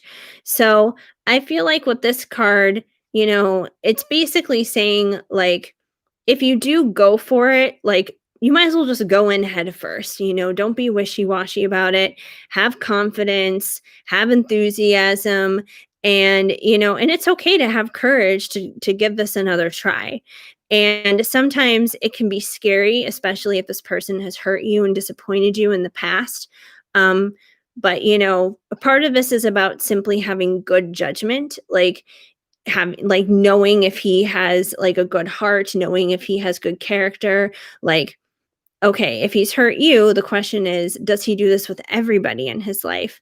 Does he treat a lot of people like that? Is that kind of just like who he is as a person? And do you really want to be around that if he doesn't treat everyone around him, in a good way?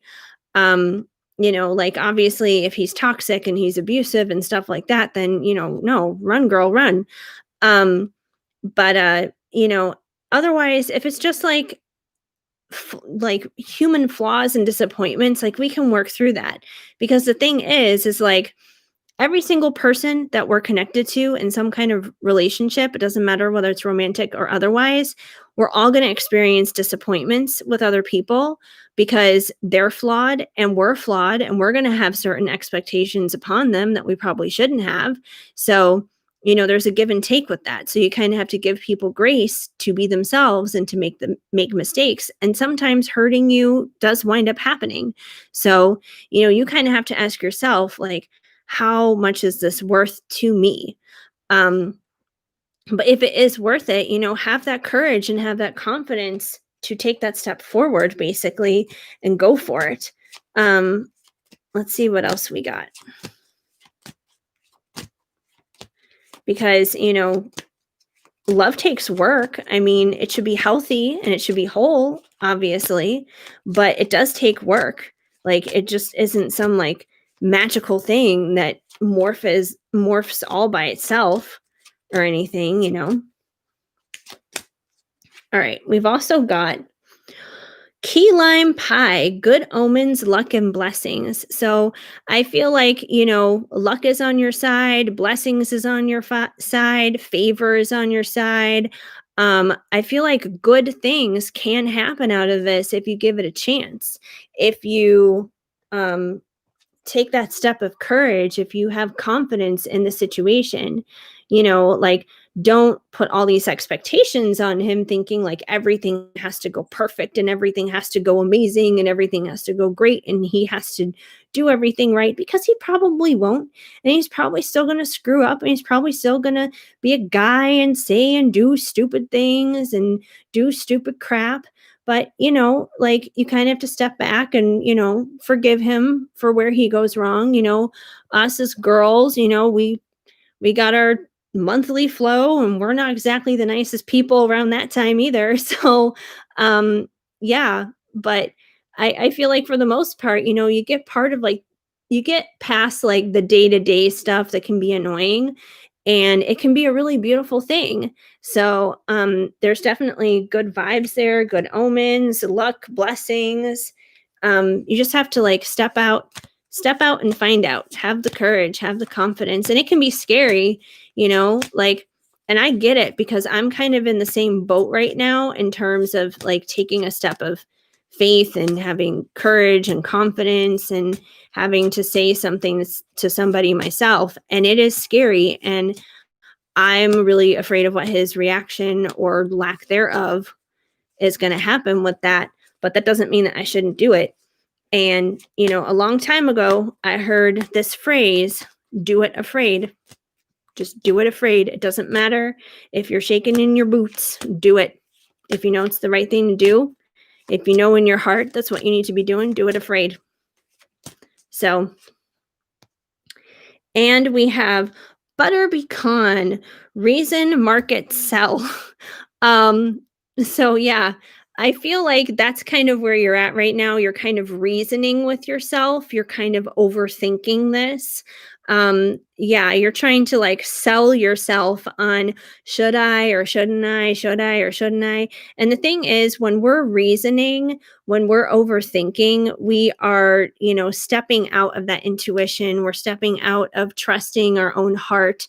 You know, we're not putting faith in a sense in our own good judgment and what we need to be doing for ourselves. So stop reasoning yourself out of this, stop overthinking it, and just, go with that first gut intuition instinct that tells you whether or not you should get involved with this person again.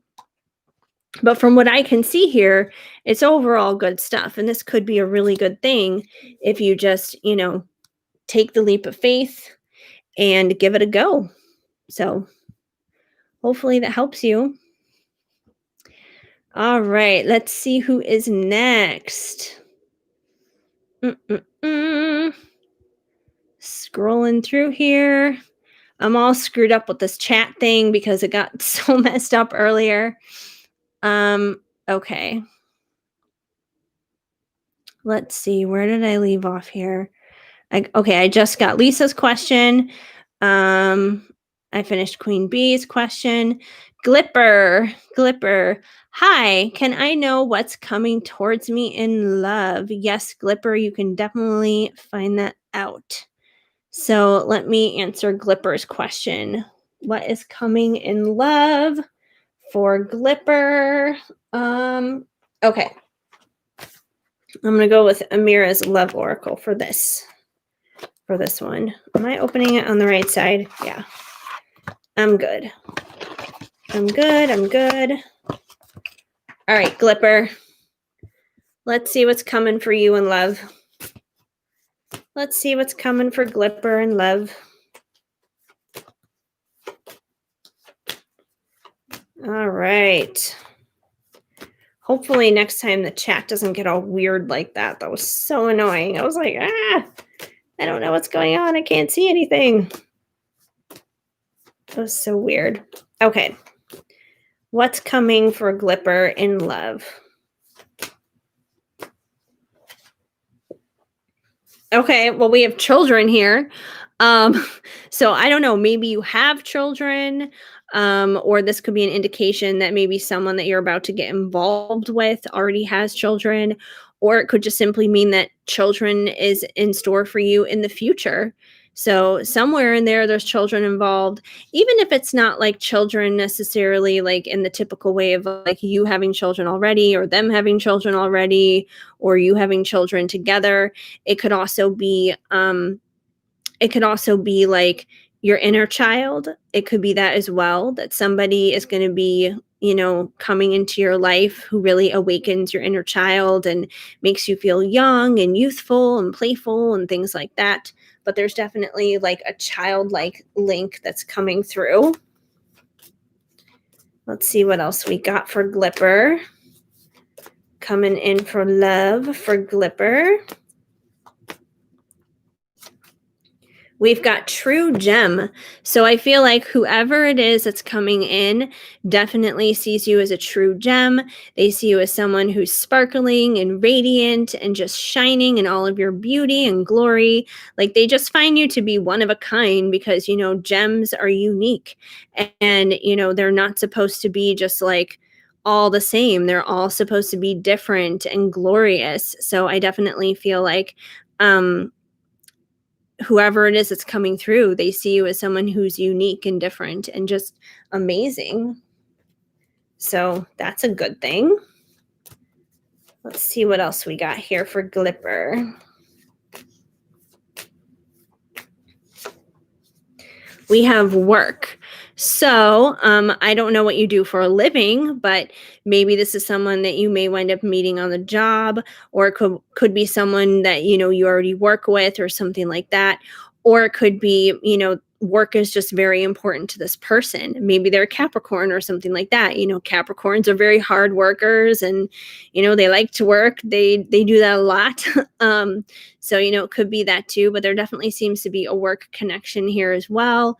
So just take it as it resonates wherever it seems to fit, but there's definitely a work connection dealing with this person who's coming in, dealing with love for you. And let's see, what else do we get here for Glipper when it comes to love? We have karma. So it seems like there's probably some karma that needs to be cleared. That doesn't necessarily mean that the person that you're asking about is a karmic or anything like that, but it definitely means that there are probably some lessons. There are probably a few things that probably need to be overcome here. Dealing with this person doesn't mean that you can't have happily ever after or anything like that. But there could be a few bumps along the road, which is, not unusual. That happens. It happens to all of us. Character building experiences. And let me get one more for you. See what else we get. What does Glipper need to know dealing with love right now?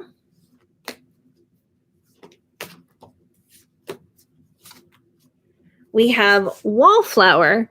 So I don't know if you're typically somebody who, is pretty shy and doesn't necessarily, like to put yourself out there or anything like that. But I feel like this card is basically saying that, if that is typically how you are, that, you just kind of hang back and don't really put yourself out there, that now is the time to, be that. Where's the other card that came out? That true gem.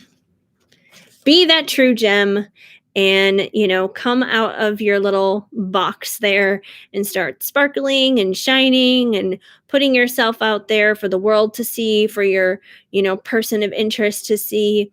And let yourself just sparkle and shine and radiate and stuff. Don't worry about what other people are going to think. Because being a wallflower, it keeps you safe and secure, but it stops you at the same time from putting yourself out there and making things happen. So I feel like it's time to step out from hanging by the wall. So hopefully that helps you. It makes sense a little bit. Yeah, I think it's more of an inner child thing. Thank you. You're very welcome. Yeah, I mean it definitely could be an inner child thing. And like I said, with like the wallflower thing, children like to get out and play and, run around and be crazy and use their imaginations. So, step outside the box and get out from being by that wall and try something new. So, there may be something new coming in there for you. Okay, let me scroll back up here. Just finished with Glipper's question. Okay. All right. Elizabeth Hernandez, I have a question. Well, bring it. Let me see. Oh, there's your question. It's like the next one. Will there be a reconciliation with my ex? He's a Pisces and I'm a Capricorn. Okay, so for Elizabeth, let's find out about you and your ex if you're going to reconcile. I'm going to go back to the tarot on this one. Let's see. Will Elizabeth reconcile? Let me just double check here. You said he's a Pisces and you're a Capricorn. Okay. Okay. So for Elizabeth and her ex, will they reconcile? Will they reunite? Will they reconcile? Let's see what comes through. Hopefully we get some clarity and answers here for Elizabeth. All right. We have the Two of Swords. So the Two of Swords is, all about trying to make a decision, basically. So I feel like this is kind of both of you guys in a sense right now. Like you're both trying to decide, it's like, do you get back together? Do you not get back together? Do you get back together? Do you not get back together? And swords are all about thoughts anyways. So I feel like there's just a lot of thinking going on dealing with the situation right now, kind of like weighing out options as to what is the best route to go with. So I feel like you've kind of been thinking this. He's probably been thinking it too. So yeah, I feel like you guys are definitely weighing out, like trying to decide what you want to do dealing with that. Let's see what else we got here besides trying to make a decision too, because we want to see where that decision actually goes. Are you guys actually going to reunite, or are you guys just going to sit there in limbo forever? Because that wouldn't be fun. Let's see what we got here. We've got the Four of Swords. So the Four of Swords is about taking a break. It's about resting and relaxing, as I'm like knocking into other cards. I don't mean to. So yeah, it's about just like kind of like putting your armor down in a sense, because swords are like a form of armor, they're a form of weaponry. And we have this unicorn that is laying down and relaxing, and as for their fourth sword, it's laying down here on the ground. So this unicorn has rested, it's put down its battle gear, it's chilling. It's not resting in a sense of like surrender, I'm done, I'm exhausted kind of thing, but it's just like, you know what? I'm going to take a moment. I'm going to take a moment and just relax. And I feel like that may be what you need to do when it comes to this situation, is to just relax for a minute, because I feel like there's been a lot of thoughts up here in the head, like, should we, shouldn't we, should we, shouldn't we, if we do, how, if we don't, how am I going to move on, like all this busy mind activity going back and forth and back and forth. But I feel like in order to really get to that answer on if reuniting is going to wind up happening, you kind of just need to rest. Because if you're constantly in a working mode about it, you take away like the opportunity for God to really work and move in the situation. Because yeah, there's our part that we do, but there are some things that we just have to surrender and we just have to let go of and kind of let God move and let God kind of take it from there. And surrender is a difficult thing to do. It's really hard. And a lot of people think surrender's automatically going to be like, oh, that means I have to give up my person or something like that. It doesn't mean that at all. It doesn't mean you have to give up your person. It doesn't mean you have to give up what you love or who you love or anything like that. It just means you have to surrender the hows, the whens, the wheres, the whys, all those kinds of things. And it's in that surrendering that you get into a place of rest, like this unicorn is in.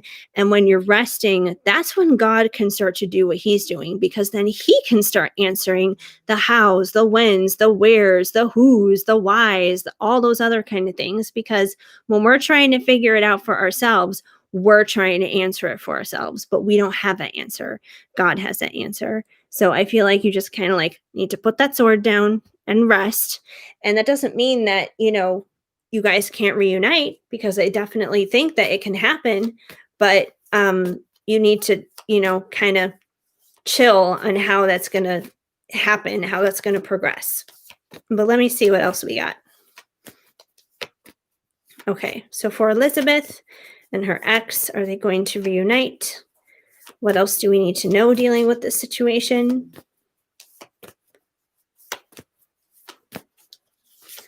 We have the Three of Wands. And the Three of Wands is about waiting for our ships to come in. So I feel like what you kind of need to do right now, piggybacking on the Four of Wands here and just, resting, it's like rest and then wait because this card is about the waiting part. So, um, your ship coming in is pretty much your person. It is your ex. Like you're waiting for your ex to come back in to reunite with you and that kind of thing. And by waiting for this person, you're standing there out on the shore, looking out and everything and you're waiting for that ship to come in. So it's a matter of resting and waiting, and I get it, and those things suck. It's a combination of like having faith and patience, but that's kind of what is going to need to happen here if you guys are going to reunite. And when I say wait, that doesn't necessarily mean like just sit around and, wait for him to text you or something like that, because, by no means should you ever put your life on hold for something like that. But, go out there, live your life, spend time with friends and family and, work on the things that you're passionate about and the things that you care about. And it's basically about waiting actively, not waiting idly by and like not doing anything with your life. You don't want to be frozen in time basically while you're waiting for him to return. So live your life, enjoy your life, live it to its fullest while you're waiting for that ship to come in, and it'll come in. Let me get one more for you and then I will move on to the next one. But yeah, I do think you guys have that potential to reconcile. I do think it can definitely happen. I just feel like there's some resting and waiting that's going to happen before it manifests itself. And a lot of just like busy thinking, overthinking that kind of needs to um go away as well. But that goes along with the resting part. So we have the Five of Cups. So I feel like this might be kind of how you have been feeling dealing with the situation lately, because the Five of Cups is all about like looking at the disappointments, looking at the things that have gone wrong. And obviously, since he's your ex, that means that there have been some things that have gone wrong in the past between the two of you, that there's been disappointments, there's been failures, and you may be paying too much attention to this stuff and not like the new opportunities that could await between the two of you in the future with the other two cups, because these two cups are full and these two cups have a lot of opportunities and abundance and joy and peace and love and all the good stuff that you're wanting. So I feel like, some of that overthinking goes back into these negative spaces of, this went wrong and that went wrong and da da da da. And when you do that, it kind of blocks and prevents the new stuff that could come in from coming in. So, if you want to get back together with him, leave the past then in the past, like you got to let go of that stuff. You can't really drag that in and drag in that old baggage into a new beginning, or it's going to taint that new beginning basically. So hopefully that helps and makes sense. Um, yeah, like I said, I do think you guys can reunite. I think it may take some time. I don't think it's something that's going to happen overnight. It's going to take a little bit of time, but I think it can definitely happen. And if you take that proper time, by the time you guys do reunite, it'll be like this fresh and renewed sense of everything. Okay, let me see who is next.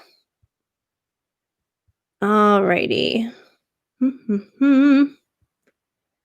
Where am I here? I keep like scrolling back and then losing my place because of this chat thing being everywhere. Okay. Um okay, I did Aquarius Babe West question and Glipper's question, and okay, Elizabeth, there you are. There's Elizabeth's question. I just did her question. Okay. So we have Ignacy K. Will my relationship last? I'm a Virgo and she's a Taurus. Okay, will your relationship last? I'm going to stick to the tarot here for Ignacy K. Will their relationship last? Let's see. Let me find out. Will Ignacy K's relationship last? All right. We have got good sign here right off the bat. The Lovers, I'd say that's a pretty good sign. So, yes, I do believe this will be a long lasting, solid, healthy connection. The Lovers, it's pretty much what it is. It's the love of two lovers coming together. I know there's like a third, big unicorn here as well between the two of them. In this situation, I definitely don't think that's a third party or anything like that. If anything, I always interpret that as basically being God. Like it's a very blessed, divine connection, basically. So I definitely think it's a good thing. But yeah, we have the Lovers here. So that's a really good start. So I do think your relationship is going to last simply because of that. That's a positive. Let's see what else comes through to see about your relationship and if it's going to last. We have the Knight of Cups. So the Knight of Cups is, all about like taking action in showing your love, expressing your love, communicating your love. So I feel like as long as you guys are taking that, as long as you're both taking those actions towards one another and, vocalizing that, expressing that, because, knights are all about taking action and, cups are all about emotion, basically. I feel like as long as you guys remain open with your communication and letting each other know that you love one another and that you care about one another, because sometimes we forget to tell people that. Like sometimes we forget to tell people how much we care about them or how much we appreciate them. And a lot of the times it's not because we don't, it's just because it's kind of automatically implied. Like we just don't really think that it's like a major thing that needs to be said, but it does need to be said because, people appreciate that and value that. So yeah, definitely I feel like it's a good thing to just like go in there and express that love and express that communication, keep those lines of communication open between the two of you, and that's definitely going to keep things healthy and long lasting. Let's see what else we get here. We have the Hanged Unicorn. So the Hanged Unicorn can sometimes be about it can kind of be like a sign of inaction, which is funny because it's kind of the opposite. Oh, sorry, I'm yawning out of nowhere. I don't want to make you guys start yawning. Yeah, but anyways, the Hanged Unicorn here can sometimes be about inaction. And with you having like the Knight of Cups here, which is more of an action card, um, like I said, I feel like this is a good reminder to keep those lines of communication, to express your love for one another and how you feel about each other, because the Hanged Unicorn can also be like a sign of transformation.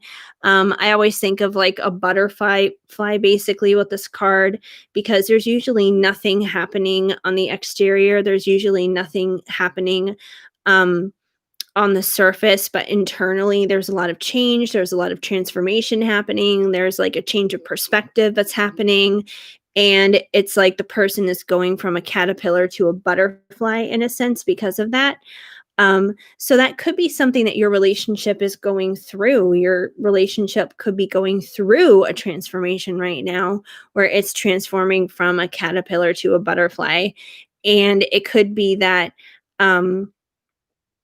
that yeah, like through this transformation it's going to get better and it's going to get stronger basically, and it's going to be a relationship that changes your perspective on things. It's probably going to change your perspective on life, on love, and I don't think it's going to change your perspective, for the worse or for bad or anything, because we had the lovers come through and everything. If anything, I think it's going to make you feel more positive about love. Like if you used to have doubts and fears or be a little bit more jaded when it comes to love, I don't think that's going to happen anymore. Like I feel like you're going to have like this healthy change of perspective, and it's going to be for the better. It's going to be positive. Like this is a relationship that is inspiring and helpful to you. Let me get one more for you. But yeah, I feel like this is going to be a long-lasting relationship for sure. Definitely. And we have the King of Wands. I feel like the King of Wands is basically you in this situation. The King of Wands is somebody who's very fiery. He's charismatic. He's got like this big personality. But he's still a king and he still has it going on and he knows how to take care of things and that kind of thing. So, he's kind of like a fun king. So I feel like you're kind of like the king to her queen kind of a thing. So, yeah, but I feel like this definitely is going to be long lasting and a good connection. So, hopefully that helps you and makes sense. All right, let me see who is next. All right. All right, we have the conversation there about Jennifer and and her man. Okay, Rachel Schmig, any guidance with my love life? Okay, Rachel. Let me give you some guidance here, girl. Let me give you some guidance on your love life. Which deck should I use for this? I have not used any love journey cards tonight, so I think I'm going to go with something from the Journey of Love 2. And we'll see what the Journey of Love 2 has to say to you, Rachel.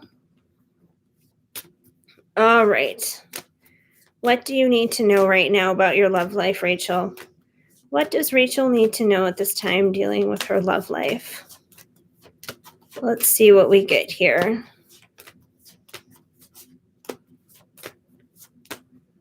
All right. We have, I'm sure this was all meant to be fated. So if there's a particular person that you're asking about that you have in mind, they definitely feel that this connection is fated, that it is destined, that it is something that goes beyond the two of you, that that it's something that's definitely destined and bigger than you guys, that it's something that's divine, that it's something that involves God, basically, that it's something that involves a higher and bigger purpose, which can sometimes be confusing because it's like, what does this all mean?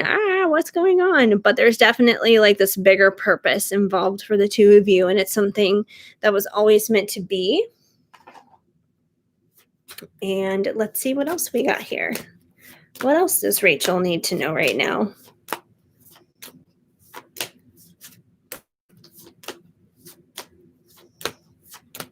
Okay. Oh, and I also meant to tell you guys, if anybody has like commented lately on any of like my regular videos, like the pick-up piles and stuff, I have been meaning to like respond to comments and everything because usually I do. I just haven't had any time to like go back and do that because like my schedule's been all weird and all over the place since I've been home for the holidays. But one of these days I got to sit down, actually go through comments and respond to people. So I will do that soon. Maybe I'll do that on Christmas Day. I don't know. We'll see. All right. We also have embarrassed. I feel like I've screwed up too much. So if you're asking about a particular person, they probably feel like they have screwed up a little bit too much when it comes down to your connection. And it's kind of like they have a little bit of loss of faith and hope in the situation, not because of you or anything that you did, but kind of because of themselves. Um, I it's kind of like, they're going around and kicking themselves in the ass for it in a sense. But yeah, they feel embarrassed. They feel kind of bad about, whatever it is that they've done, even if what they've done hasn't even been like a big deal. It could be a bigger deal to them in their head than what actually has been going on. Let's see what else we got here for Rachel.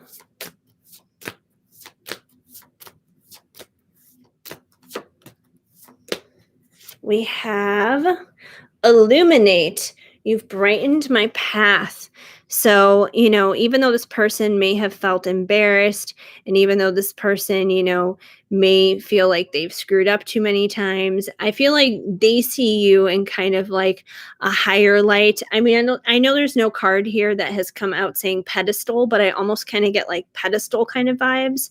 Like they kind of place you a little bit above them because they see you as someone who's very bright and sparkly and shiny, and you like illuminate the way and everything. And I feel like they kind of keep themselves maybe shrouded a little bit more in a dark place. Um, Even though they don't have to, and even though they shouldn't, I feel like they may wind up doing that a little bit, but they see you as someone who's very high quality and, out there, hustling and bustling in the light and all the other kind of stuff. So, um, yeah, I'm definitely feeling that. I'll laugh if a pedestal card actually comes out because I am getting that weird pedestal kind of vibe um, from what's already come through. But we'll see. We'll see what comes through here.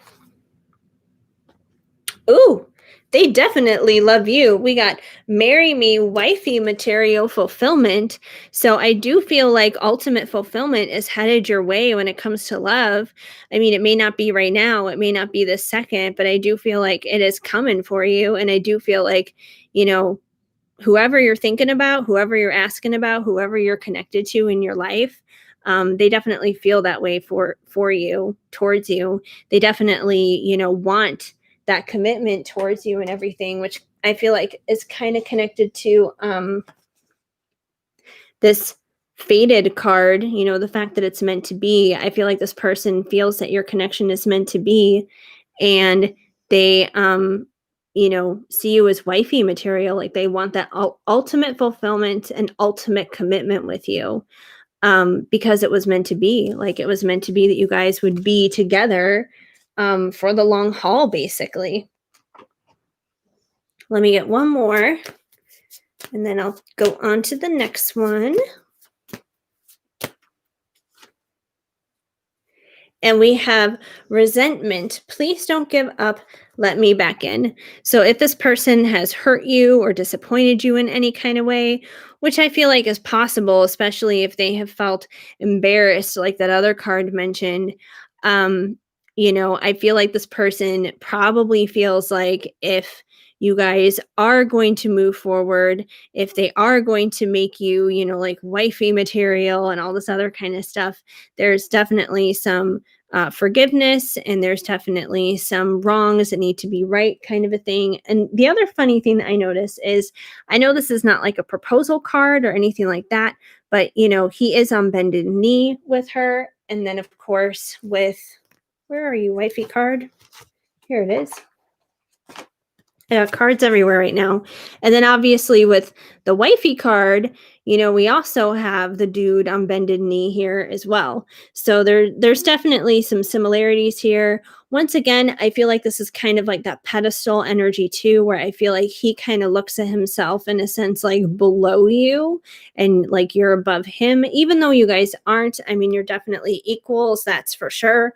But it may not be equal in his mind. He may not necessarily see that. So I feel like that may be a part of the issue as well, which is probably why, he does stupid things and probably needs to be forgiven about stupid things, and why he feels like he's screwed up at certain times. So hopefully that makes sense and resonates. And where am I going to put this deck? I got decks everywhere. Alrighty. So let me see who is next.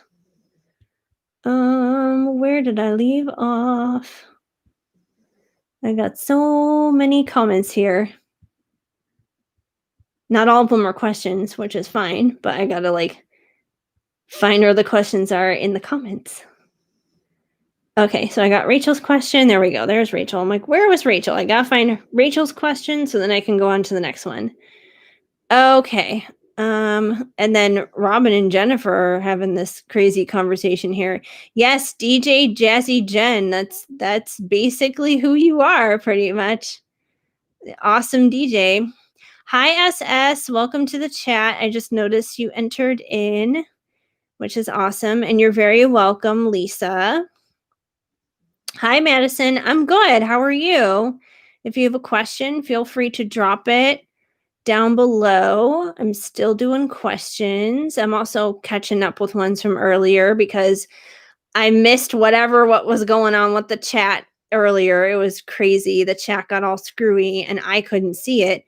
Everybody else could see it, but I couldn't see it. So questions were coming in and I had no idea what was going on. I was just like, okay, it's crickets in here. Everyone's quiet. Okay. All right. So we have, yes, us Libras, we overthink everything. That is very true, Robin. Okay. Okay. Shanta Veni. What do you see for me in my career or just in general? Okay, a career related question. We can do that. Okay. I tried Moonology earlier on a different question, and I think I'm going to go to it for you because it's something that is not a love question and something that's different. So, Shanta Vinny, let's see what you need to know for your career or just in general, whatever comes through, I guess, whatever it is that you need to know. But we'll definitely take it on a slant towards the career intention here. What do you need to know for your career right now? What do you need to know? We have got hold your vision. So whatever your career is, whatever you're passionate about, whatever it is that you want to do for money or for your purpose or for your life or whatever, hold your vision, keep going, keep doing it. You're on the right track. Don't give up, that kind of thing. So it's definitely important to hold that vision, especially if you may be feeling like, is it worth it? Should I keep going with this? Should I keep doing this? Yes, you should keep doing that. Let's see what else we got. We also have nothing will come of this situation. Now, considering we just had hold your vision in regards to the career thing, nothing will come of the situation is almost kind of like the exact opposite of hold your vision. So I feel like if anything, nothing will come of the situation is kind of like more so about any fears or doubts or insecurities that you have in regards to it. Void course moon. So anything that may be pulling you back when it comes to it, just disregard it, just ignore it, because anything that doesn't sit right with you, anything that doesn't resonate with you, anything that doesn't go with the flow of what you're feeling in your gut that you know is right for you, nothing's going to come of those things. Nothing's going to come of any fears. Like if your fear is I have this big dream and passion to go create music and I don't know how I'm going to create music or anything. I don't know how I'm going to make money making music. Don't worry about the hows and the whens and the wheres and the fears and all that kind of stuff. Don't worry about, if it's not going to happen or not. Nothing's going to come of those fears. So anything that you're fearing dealing with that, just lay it to bed, put it to rest, because you got to hold your vision. Holding your vision is way more important. We've also got you are good enough. So whatever your dream, your desire, your passion is, whatever that career is that you want to do, you're good enough for it. You're more than good enough. You're qualified, you're talented, you're gifted, you have the strength, you have the endurance, whatever it is that's required of you that you want to do in regards to your career, you are good enough. You have the qualifications, like you have the education, you have whatever tools it is at your disposal that you need to do it. You have the right connections, you have the right contacts. Even if it seems on the surface like you don't have these things, you do. And, if you don't notice it right away, it's definitely going to reveal itself. It's definitely going to show itself to you. Let's see. What else do we got for your career? What else do we need to know? What do you need to release? Waning moon. So I feel like, once again, if there's any negative thinking, if there's any negative thoughts in regards to your career, let go of those things, let go of anything that may be holding you back. Release anything that may be holding you back when it comes to your career goals, and it'll help propel you, further along in the next step of what it is that you want to take, what it is that you want to do. Let me get one more before we carry on to the next person. And I hope I didn't miss anybody's question, since the chat was like all weird earlier. So hopefully I haven't missed anybody's question.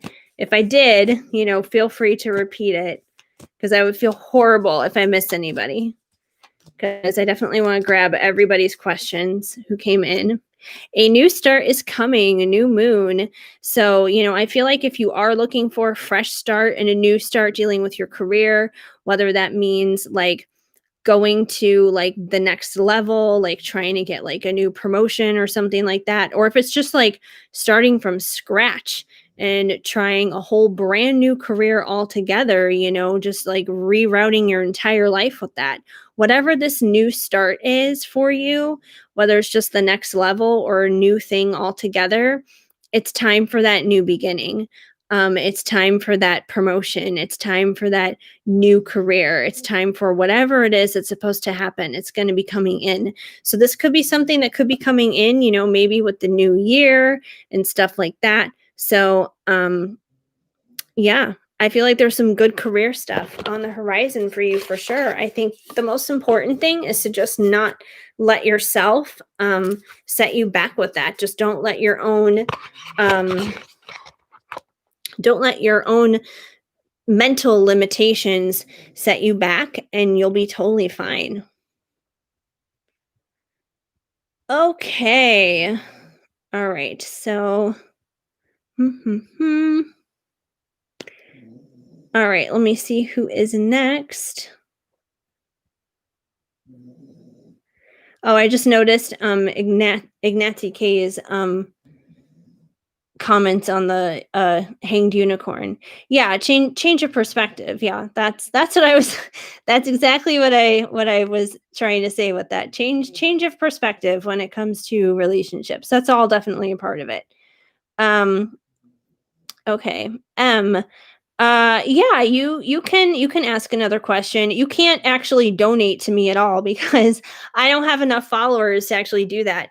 You have to have, I think, 1,000 subscribers in order to monetize, and I don't have 1,000 subscribers yet. So there's no way that you can donate like in the chat. But if you guys, if any of you guys feel it in your heart that you want to donate anything to me through like my PayPal or my Venmo, the information for that stuff, for those links, should be in the description of the video. So if you guys want to send any donations that way, you're more than welcome to, but it is certainly not required. But yeah, so if you have another question, go ahead and bring it. Angel 70, hello. Can I be added to the list? Can I get messages from guides? Yes, I can definitely give you some messages from your guides. And you're very welcome Shantavini. I'm glad it was helpful for you, for sure. All right, Angel 70. Let me get you some messages from your angels. What deck shall I go with for that? I'm gonna go with the Divine Dog Oracle because I like dogs and dogs are awesome. Okay, so this is for Angel 70. Let me get you some messages here from your guides. And M, if you're still hanging out and you want to ask another question, feel free to drop it in because nobody else has asked anything, I think, past Angel 70. And like I said, if I missed anyone's question from earlier, go ahead and drop it down. Because the chat did get all weird for me at the very, very beginning of the live. And I was like, now I have to have like 2 tabs open. And it was like totally weird. But special shout out to Robin for helping me out with that because I had no idea what was going on. I didn't even know that the chat wasn't working for me and it was working for everybody else. So, yeah, that's very confusing. Okay. Anyway, let's see about Angel 70. What do you need to know? We have victimhood, time to take responsibility. So I feel like this card is basically saying, if you've been kind of maybe in a place where you're like, oh, woe is me, kind of a thing. Like I'm almost kind of like picking up like Eeyore kind of vibes from Winnie the Pooh. Eeyore, he's very sad, he's very down, he's very depressed, he's always looking for his tail. He's kind of like his own victim in a sense. And sometimes we can get like that and we can just feel sorry for ourselves and feel bad for ourselves and get into this place of kind of playing the victim. So if there's any area in your life where you've been doing that, it's time to basically buck up. It's time to pull yourself up by the bootstraps and be just like, you know what? I'm not going to be the victim anymore. I'm not the victim in my story. I'm a victor, not a victim kind of thing. I'm a conqueror. I'm a survivor. I am a fighter. I'm not going to let anything beat me down. I'm not going to let anything, take advantage of me and make me feel like crap. What comes against me and what is meant for my harm, I'm going to turn it around into something good and something amazing and something awesome and something that is going to be a blessing. Every test that comes in my way, I'm going to be like a million more times more blessed because that happened to me. So I feel like you kind of need to turn the story around of anything negative that's happened and start turning it into a positive if you've had anything like that going on. Let's see what else we have. What else does Angel 70 need to know?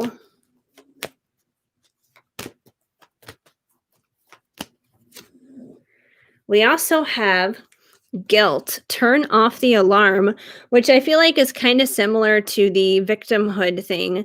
Like sometimes we're feeling, down and out and woe is me because, we feel guilty. We feel like we've screwed up too many times. We feel like, we've done too many bad things and that kind of thing. And, if any of this is coming from ways that you have felt like you've screwed up, where it's almost like you're the victim to yourself, like you're kind of like the assaulter and the victim all at the same time, like you kind of did it to yourself. It's time to forgive yourself. It's time to let yourself off the hook and no longer feel bad about what it is that you've done. It's okay. You're human. We've all made mistakes. We've all been there. None of us are perfect. We all screw up.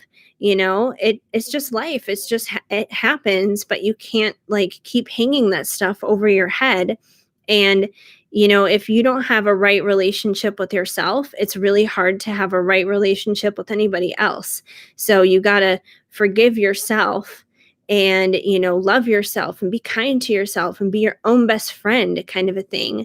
And if you're doing that, you won't be a victim. You won't feel guilty. You won't feel bad about anything anymore. Instead, you're going to feel more whole and you're going to feel more peace and you're going to feel more joy and more love in your life. Let's see what else we've got. We also have success. Honor your gifts.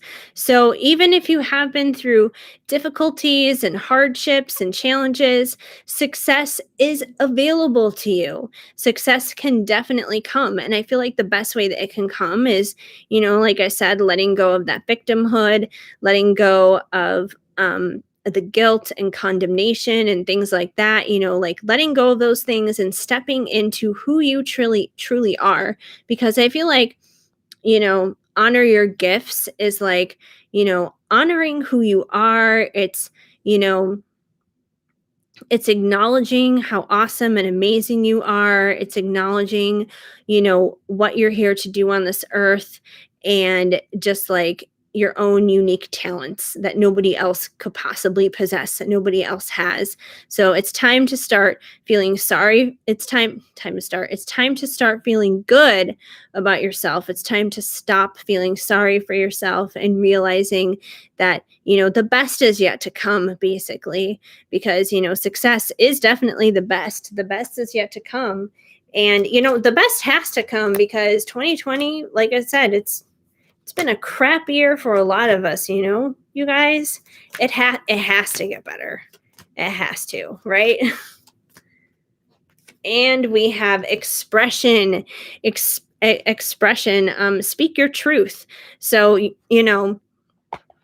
if you've been withholding anything, if you haven't been, letting yourself known and, expressing like these gifts and these talents that you have within yourself, it's time to do that. It's time to express yourself. So, yeah, I feel like it's basically a season to stop feeling bad about yourself, to stop feeling sorry for yourself, to stop being the victim and start like being a conqueror, a creator, like going out, seizing the day, and, achieve that success that's available to you and express yourself, because expressing yourself is definitely going to help you do that. So, hopefully, that makes sense and gives you a little bit of tips and advice on what is happening and what you need to do right now. But that seems to be what's coming through and what's going on. You are so incredibly welcome. I'm glad that makes sense. Okay, so, all right. So Shantavi has another question. What do you see for me in the love department? And hello, KB. Hi to you too. Oh, well, thank you. I'm glad you enjoy the blue. I will get to your question after Shantavi, because Shantavine has another question here with the love department. And then you wanted to know, what should I look forward to in 2021? Good question. So I think you two guys are probably going to be the last two questions that I do, because I've been on here for like 2.5 hours, you guys, which is crazy. It's getting pretty late. So these are probably going to be the last two that I do. And then I'm probably going to head off of here. But let me see what I got here for you in the love department. Shantavine. Let's see what we got. All right. What do we need to know in love here for Shantavine? What do we need to know in love? I'm going to go with the Amira's Love Oracle on this one to find out. All right. So we have spiritual growth. So it seems like, whatever is going on love related in your life, I don't know if you have a particular person in mind or not, but I feel like there's definitely some spiritual growth that's going to be coming out of the situation. If there is someone that you have in mind in particular, then they're probably in your life to help you spiritually grow, to become a better and stronger version of yourself. If you don't have somebody in your life currently, I feel like spiritual growth is basically what needs to happen, probably a little bit before they come. And it's probably still going to continue even after they come, because there's no way that you're not going to not spiritually grow a divine connection in your life. Like it's going to happen. It's inevitable. So I feel like spiritual growth is inevitable, whether you want it to or whether you don't want it to, it's inevitable and it's going to happen. So yeah, growing pains basically, which I hate to break it to you on that end of it, but it's a good thing. I mean, the growing pains suck and they're not fun, but you know, in the long run, it's good for us. It's definitely a good thing. It needs to happen. And we've got, oh boy, we've got twin flame, girl. So, yeah. So I don't know if you already know who this person is or not. I don't know if this person's already in your life, but if they are, you probably already know who this person is. And if they're not, get ready because they're going to come. And you know that spiritual growth and a twin flame, these two cards go hand in hand. One does not go without the other. So these two coming out together totally 1000% makes sense. It's a roller coaster and it's chaos, but it's like the best kind of chaos in the world that you could ever have at the same time. So congratulations. Welcome to the Crazy Club. I guess that's all I can say when it comes to that. Let's see what else we got here. Oh, this is a good one too. Oh my gosh. We got union. So, yeah, so I do feel like through the spiritual growth and all this other kind of stuff, the perfect union that you want, the divine connection that you want, it is going to happen. It is going to come together. It is going to work out. Probably not necessarily today, not necessarily tomorrow, because, you know, all those things take time. It takes spiritual growth, which already came out, but union, it's coming after you. It is quite literally in the cards. Let me get one more, but definitely some good stuff there in the love department. Good stuff in the love department. And we've got passion, which doesn't surprise me. Whoever this person is, there's a very strong, very fiery, very passionate connection between the two of you, which, like I said, doesn't surprise me at all. But a lot of good stuff coming through there for you. That's for sure, without a doubt. So you are so incredibly welcome. Okay, so KB, what should I look forward to in 2021? All right. 2021. We're going to go with the ice cream oracle here for that one. We all need a little bit of good stuff for 2021, don't we? All right. So KB, what does KB need to know? What's coming up in 2021? What is something good I think you want to know, right? You're single as a Pringle. Well, it seems like you're not going to be single as a Pringle for long, that's for sure. Someone is coming in. That is for sure. Okay. So, yeah, okay, yeah, something to look forward to. That's what I thought. Something to look forward to for KB in 2021. What can KB look forward to in 2021? Let's see. We've got cookie dough, building, evolution, and development. So it seems like you're probably going to be creating something in 2021. You're going to be building something. You know, take it as it resonates. It could be something dealing with your career. It could be something, you know, job related. It could be a relationship, some kind of personal connection you're going to be working on, making it stronger, making it better. But it's definitely going to be a time of growth and development and building something. You know, I just like it's going to be good though. Like it's going to be, you know, like good growth and development, making something stronger and better, you know, more stable, like a better foundation for, you know, your career or your love life or your family, your finances. So, you know, like I said, take it as it resonates, but there's definitely going to be some building going on. It could be some expansion on some things that maybe you're already working on right now in 2020. And we have key lime pie, Good omens, luck, and blessings. Well, you wanted to know what to look forward to in 2021. And I feel like this is definitely saying that there are going to be like good things, better days coming up in 2021. And I feel like, we all need this card right now because we are all ready to leave 2020 behind us and never look back ever again. So I just feel like this is saying, overall as a whole, 2021 will be a better year for you, period. When it comes to everything. Let's see what else we got here.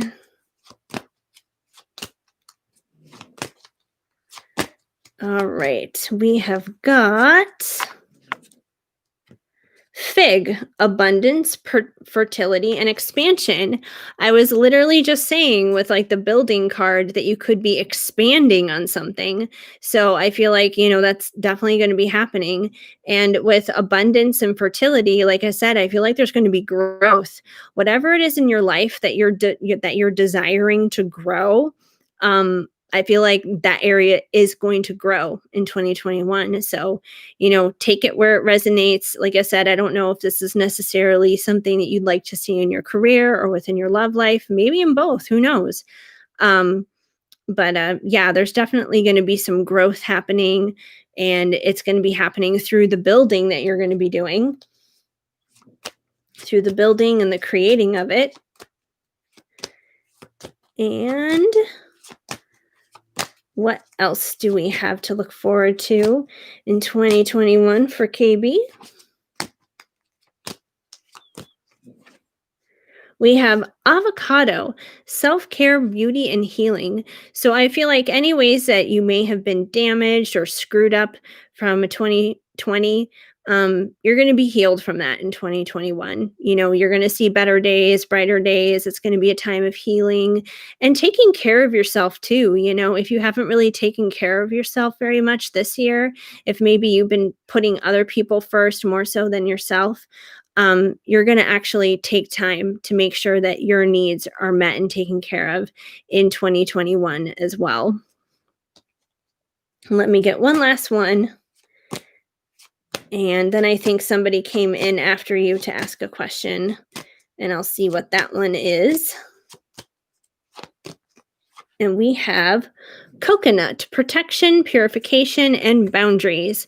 So I feel like part of that self-care is basically you're going to be putting up better boundaries, healthier boundaries. So, like I was saying, if you've been the kind of person who's been running around taking care of everybody else's needs first and putting other people first, you're going to finally put your foot down and you're going to be like, hey, you know what? I want to be there for you and I love you and I care about you, but I also need to take care of me too because I love myself as well. And I feel like there's going to be better boundaries going up, better self-care going up, which is only going to help even better with the other things where there's going to be the growth and the abundance and the fertility and expansion of other things in your life. Because when we take care of ourselves better, we're going to see, other areas in our life flourish and grow as well. So there we go. Hopefully that helps you out for a little bit of a forecast there for 2021. All righty. So Esperanza Ruiz. Oh, hey, we've done a couple private readings before, I believe. So any messages for you from the person you have in mind? Let me see. Let me get out the... Oh, and you're very welcome, KB. I'm glad to know that that was helpful for you with the boundaries and self-care, for sure.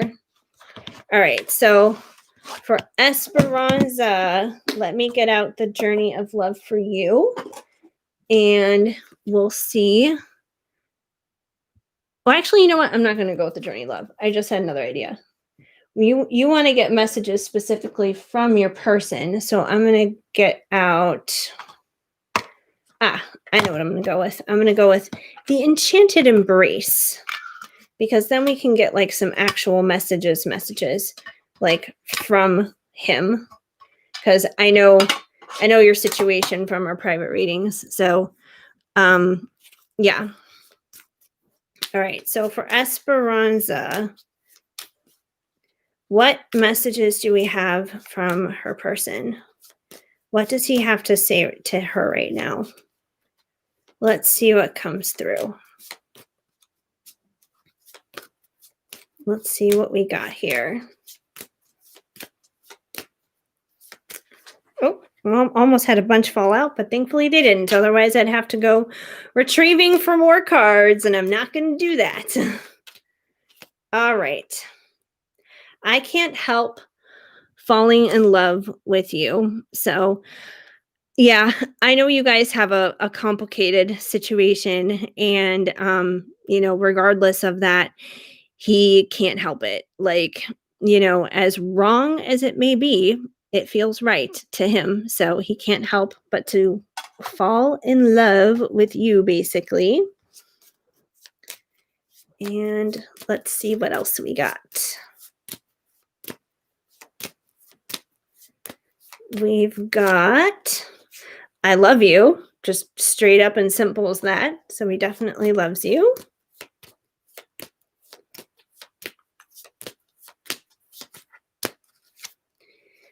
Let me be your emperor. So he definitely, he wants to be the emperor to your empress. He basically, wants to have like his own little kingdom with you and kind of ride off into the sunset kind of a thing.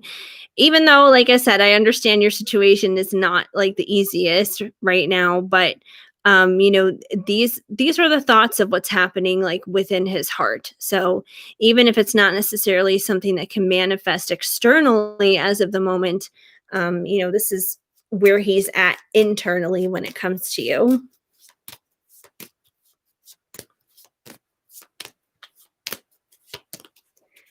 And we have life is ours. We live it our way. So I feel like this is kind of him saying that he would like to break the limitations, basically, that you guys do have between one another right now, because there are certain limits on both ends that you guys have. And I feel like, he wants to break those, and, he wishes that you guys could just kind of leave those lives and those situations and those things that are holding you back. I feel like he wishes that you both could just leave those things behind and kind of run away and go create like this new life together. Even though it's obviously not as simple as that, there's more complications to it than that, but he wants to do it like your own way. Like he doesn't like it the way that it is right now. Like the way it is right now, like that's not his preference.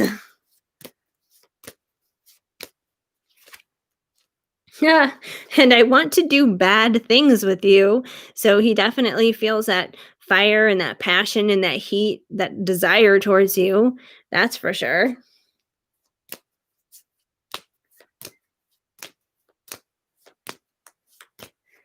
And we have you are my destiny. So I feel like, regardless, he kind of can't like fight this connection. He can't fight what's going on here between the two of you. Like I said, no matter how wrong it seems on the surface, it doesn't really matter to him, because sometimes the most wrong thing can feel so right. So, yeah. Let me see. I might grab a couple more messages for you from the other deck, the Divine Masculine Messages of Love. Let's see if he has anything to say to you from there that comes through. Let's see what we get.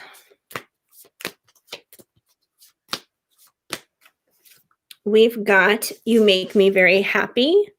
So you definitely make him feel good. You bring joy into his heart and into his life.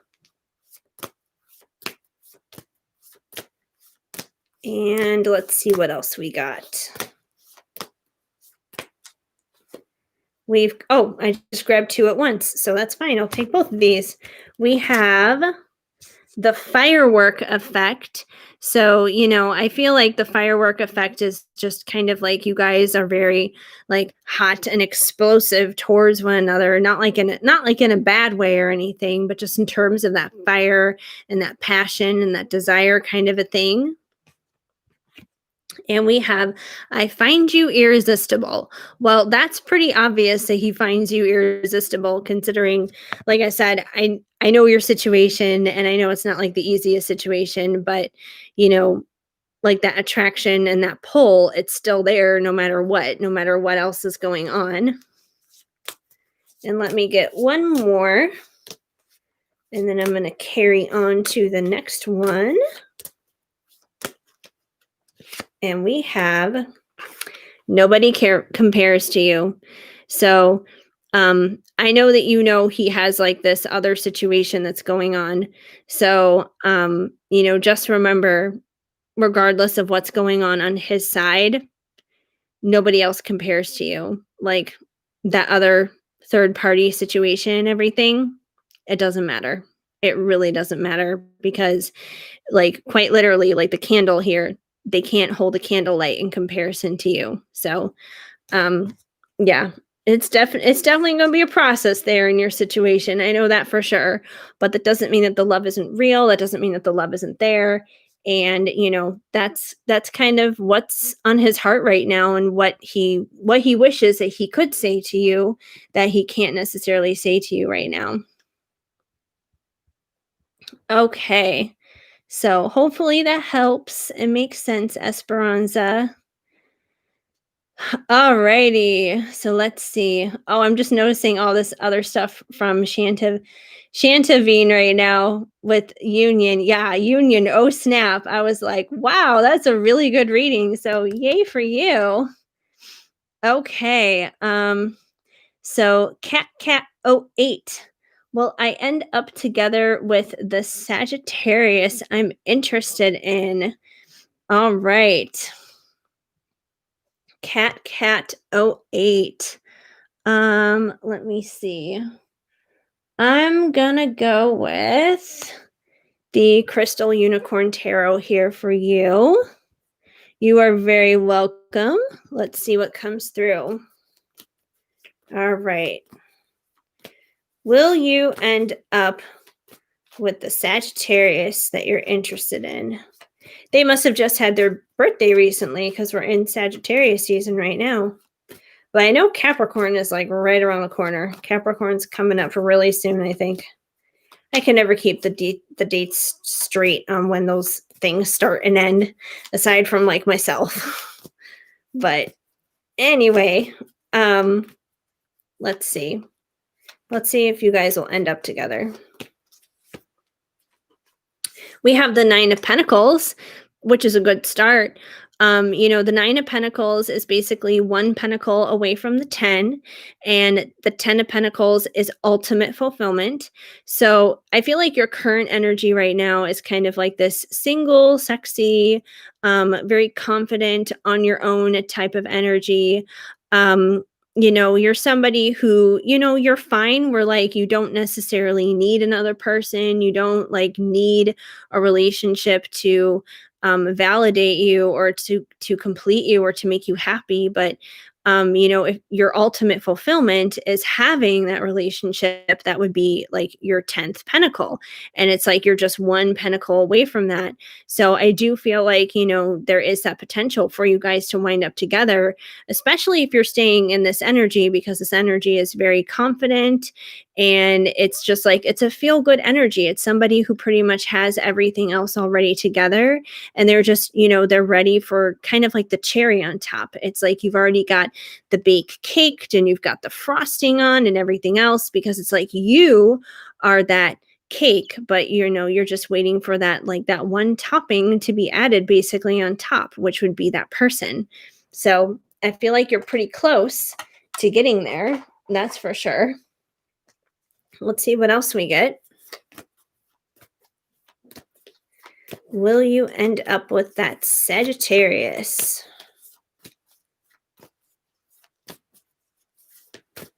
All right, we have The Ace of Cups. The Ace of Cups is a new beginning in love. So I would say, yeah, you guys will wind up together.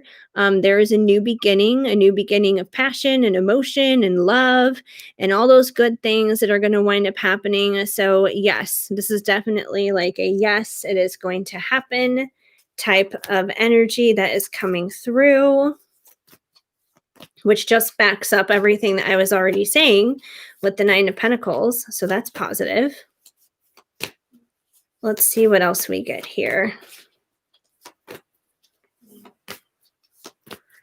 All right. What else is going to come through with this Sagittarius? Will you guys end up together? And we have the Empress, which is just another really good card to get. I feel like, this Sagittarius probably looks at you as the Empress. And the Empress, she is the embodiment of all the queens, all of them together. So, it's like you've got it going on. You have every single aspect, every single thing lined up, every gift, every talent, everything that you could possibly offer this person. You have it and they know it. And, the Empress is somebody that, if you're a girl, the Empress is someone that, you aspire to be. And if you're a guy, the Empress is the person that you want to be with. So I feel like this person probably sees you this way and, definitely wants to come your way because of that. Let me get one more, but I would say overall, that's a lot of yes energy coming through in regards to that question. So we have the Six of Wands. So the Six of Wands for me in this deck is a time of celebration because these unicorns are basically going on like a little parade. They're having a parade here. They're carrying their wands. They're wearing these wreaths and carrying these wreaths. And it's just like a time of celebration. They're having a great time. And I feel like this is basically where you're going to be at. Like you guys will wind up coming together and it's going to be something to celebrate and something to enjoy. And it's going to be just like this good thing overall in your life. So yeah, all super positive cards that came out there. So I don't think you have anything to stress out about with this Sagittarius. I think it'll definitely come through and come together. So hopefully that helps out, Cat. All right, Angie. My question is, what are Al's feelings and intentions for me? You're very welcome, Cat. And thank you so much for the question. I appreciate it. Okay. Scrolling back up here. So Angie, like I said, my question is, what are Al's feelings and intentions with me? All right, let me get some ocean of emotion here for feelings. We're going to take a little journey into the land of emotions. All right. Okay, so Angie and Al. What are Al's feelings and emotions, whatever, same thing, and intentions towards Angie? What does she need to know about this right now? What does she need to know about Al's intentions and emotions? So we have sabotage. Things aren't always as they appear. Well, I'm going to dig a little bit deeper to find out exactly what this means because it could mean a couple of different things, but I need to pull more cards to be able to dissect it better. So either he could be sabotaging himself when it comes to his connection with you. He could be feeling that he may not necessarily be worthy of you, of your time, of your affection, of those kinds of things, or with things aren't always as they seem. And, considering we have somebody here who's holding a knife behind their back, he may not necessarily have the best intentions towards you. That could be the other option. But I'm going to keep pulling cards here to see exactly which way that goes, because it could be one or the other. He could be sabotaging himself, or he could have not the best of intentions towards you. And I hope it's not him having like negative intentions towards you, like that would be terrible. It's still terrible if he's self-sabotaging, but I mean, at least if it's him self-sabotaging, that's something that hopefully he can correct on his own. But let's see what comes through. We have sad. I'm just miserable and I'm really tired of pretending I'm not. So, with the sad card, I feel like that's more of self-sabotage on his end. Um, so, he could just be feeling down and out. It seems like he's just feeling, a little depressed when it comes to himself. And if he's feeling badly about himself, he's probably not feeling super confident to come your way and, to do anything towards you, because that's where that self-sabotage comes in. So the good news is it seems like the sabotage is not like him wanting to intentionally hurt you. If anything, I feel like that would be the last thing he would want to do if he's already feeling sad as it is when it comes to himself. But unfortunately, because he is feeling sad about himself, he's self-sabotaging himself. So that's the bad part of it. But let's see what else we get. Let's see what else comes through. All right, we've got faithful. I know we will find our way back to each other in divine time. So, even though he may be self sabotaging when it comes to your connection and he may feel sad, he does have some kind of inner strength and inner knowing that the situation between you guys is good. And, he does have faith that things can happen with you, even if he's dealing with his own struggles and all that kind of stuff. I feel like he does feel good when it comes to you, though. He does have faith about it. Let's see what else we have for Angie and Al. We have secrets. I hate not knowing what's going on. So he may also self-sabotage because he may feel like he doesn't know everything that's going on with you. He may actually feel like you're withholding stuff from him, which may make him feel a little bit more insecure. This may be a guy who maybe needs a little bit of reassurance because maybe he's been through a lot of hurts and pains in his past, that kind of thing, which kind of, puts him in that sad self-sabotage kind of space, and doesn't really give him that masculine, manly confidence to take steps forward towards you that typically he would, if he were feeling different when it comes to himself. And let's see, what else do we got? How else is he feeling in his intentions towards Angie? We have wild. Nothing can tame a spirit like this. So I do feel like, he kind of almost sees you as like this wild, exotic kind of creature in a sense. I feel like there may be a part of him that feels like he wouldn't be able to tame you or something. Not that he needs to or has to or anything like that, or that you should be tamed, but I feel like maybe there's a part of him who feels like he can't necessarily keep up with you because he does see you as like this very wild and exotic type of creature, basically. And you may not feel that way about yourself at all, but that doesn't mean that he doesn't see you with those types of eyes. And let me get one last one for Angie and Al.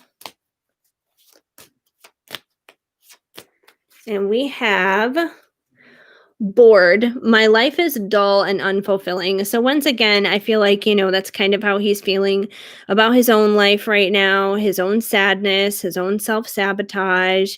He's feeling badly about himself. And, when a guy is feeling sad about themselves and not good about themselves, it doesn't put them in masculine energy. They don't come forward. They don't do things. They need more assurance. And usually when they're like this, it's usually because they've been hurt by someone or something in their past where it's made them lose their trust and lose their faith when it comes to love.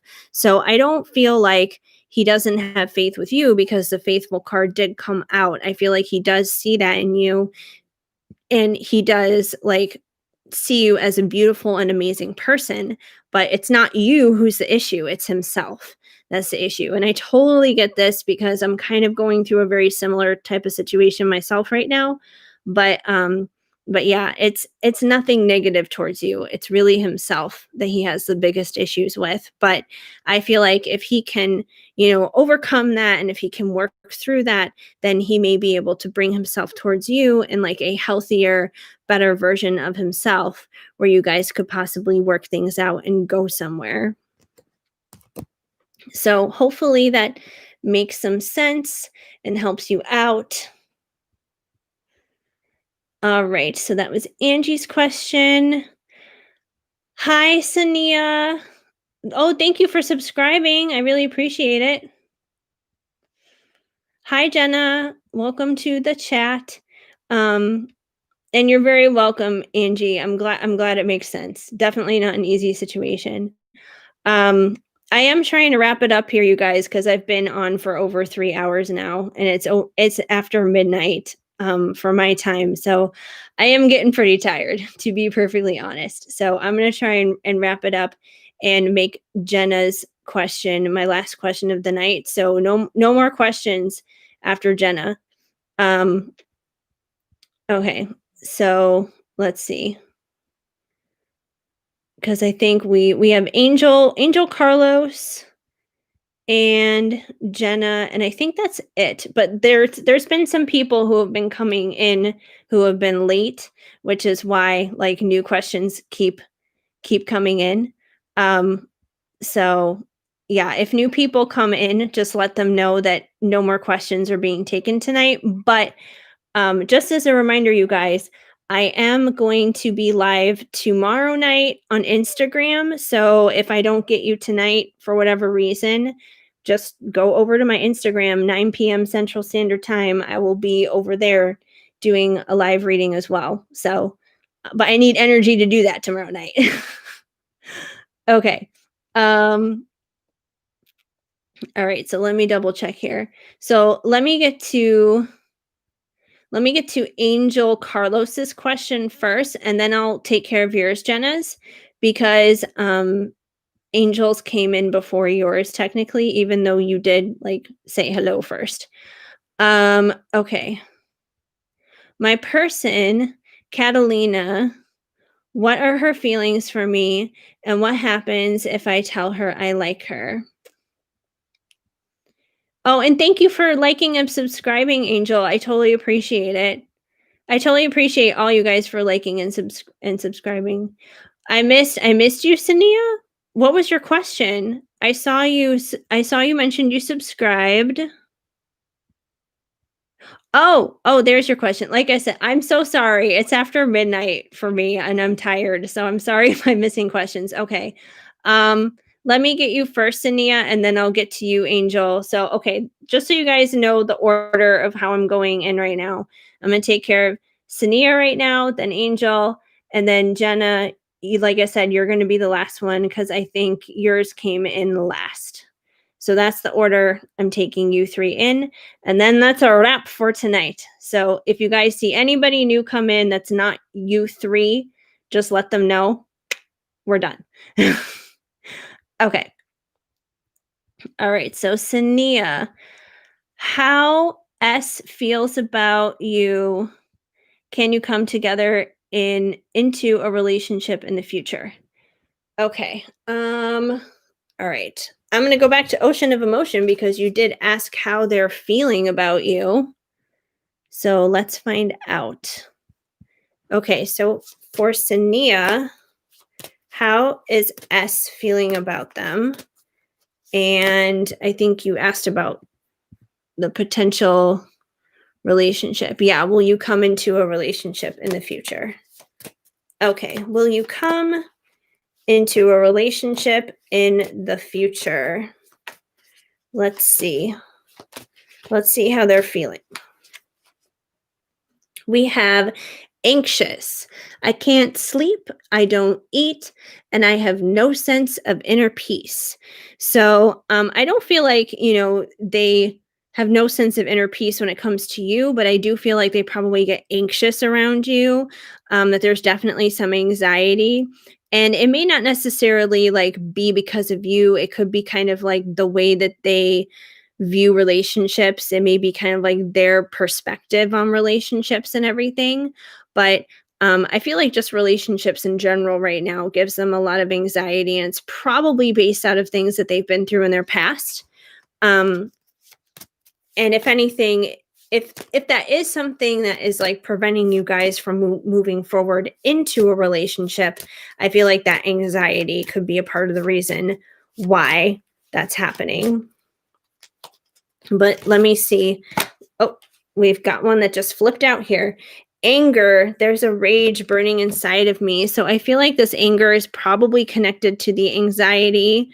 So they have a lot of anger, a lot of anxiety going on inside of them. They got some junk they need to work out. That's for sure. Um, let's see what else we got here. So yeah, I feel like if a relationship is going to happen, it's probably going to take some time, because it seems like they have some healing and some wounds they need to probably patch up here first. And we have codependent. My hands are tied. So maybe in the past they've been involved in like codependent relationships, or they have codependent tendencies. And that could be where a lot of this anxiety and anger extends out of. And that could be something that they may need to, basically break down away from themselves and, kind of break that habit basically. Um, so yeah, definitely a lot of healing that needs to happen dealing with this person. And you could be a healing force for them, that's for sure. But you also can't you can't save somebody without them trying to save themselves. They kind of have to like make the decision to do that for themselves. All right. And we have secrets. I hate not knowing what's going on. So, this could also be another extension of their anxiety. They could feel like they don't know everything that they need to know when it comes down to you. And I'm not saying that, you're keeping anything from them, because I don't feel like you are, but that could be a part of like that codependency, basically. I got all these cards everywhere. That could be a part of this codependency that's going on here. They could feel like they need to know everything all the time as to what's going on with you. And when they don't know, it makes them very anxious. It gives them anxiety if they don't know what's going on at all times, because they're very codependent when it comes down to relationships. So that's why, they may feel like kind of crazy when they don't know what's happening, and they may feel like there are secrets being kept from them, even if there's not. Which, like I said, that's not on you. I don't feel like you're doing that at all to them. I just feel like that's kind of like their own hang up of what they have going on right now. Let's see what else we get here with Ocean of Emotion. We have innocent. I swear I didn't do it. So yeah, I feel like with all of this stress and anxiety that they kind of put themselves under, if anything, they want to release themselves from it. They want to stop feeling like the guilty party and instead be like the innocent party here. So they have a lot of heavy duty stuff going on. Let me pull a couple of cards from you from the tarot too when it comes to this person, just because there's just like a lot of heaviness that's coming through dealing with this person. I feel bad for them, and I feel bad for you, because I know you probably want to be with this person, and I'm not saying it can't happen. Like, it can happen. I just feel like it may be a long road ahead. Like, like anything is possible. honestly, like anything can happen. If you really want a relationship with this person, it could happen. I'm just not so sure if it would be a very healthy relationship with where they're coming from necessarily. They need to do a lot of healing, and that's up to you. Do you want to be involved with somebody who has those kind of entanglements? I don't know. That's up to you. But let's see what comes out from the tarot and see about if this relationship can happen. All right, so we have the Fool, and the Fool is about like taking a leap of faith. It's about, stepping out and finding out basically. So, if either one of you want to give this relationship a try, you can definitely do it. You can definitely give it a shot. You can see if it can happen. Um, it's kind of about throwing caution into the wind in a sense and just giving it a shot. So you guys definitely could do that. Let's see what else we get. There are only 2 people left in here, so maybe it's just the 2 people left. Oh, nope, now there's 3. Either way, though. We have the 5 of Swords. Let me actually check here in the book really quick what the 5 of Swords has to say, because I feel like the 5 of Swords does not come through very often. Let me see. Where's the 5? Here we go. The 5 of Swords. Sharpen your magical horns because you are spoiling for a fight or someone might be bullying you.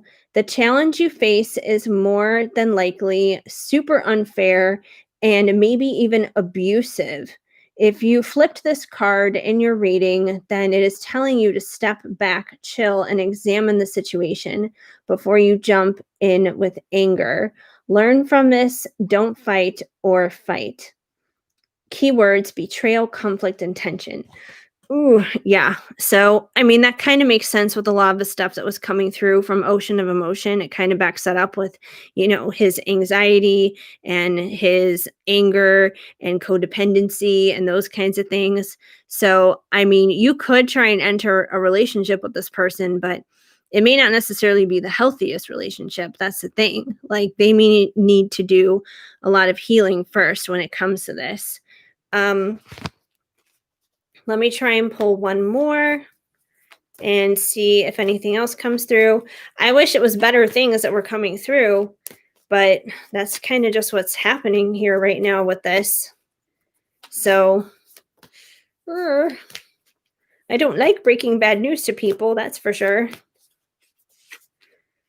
And we have the Knight of Wands. The Knight of Wands usually comes in very fiery and very passionate. It can sometimes indicate a one-night stand, which is possible that this person could come your way, proposing that idea.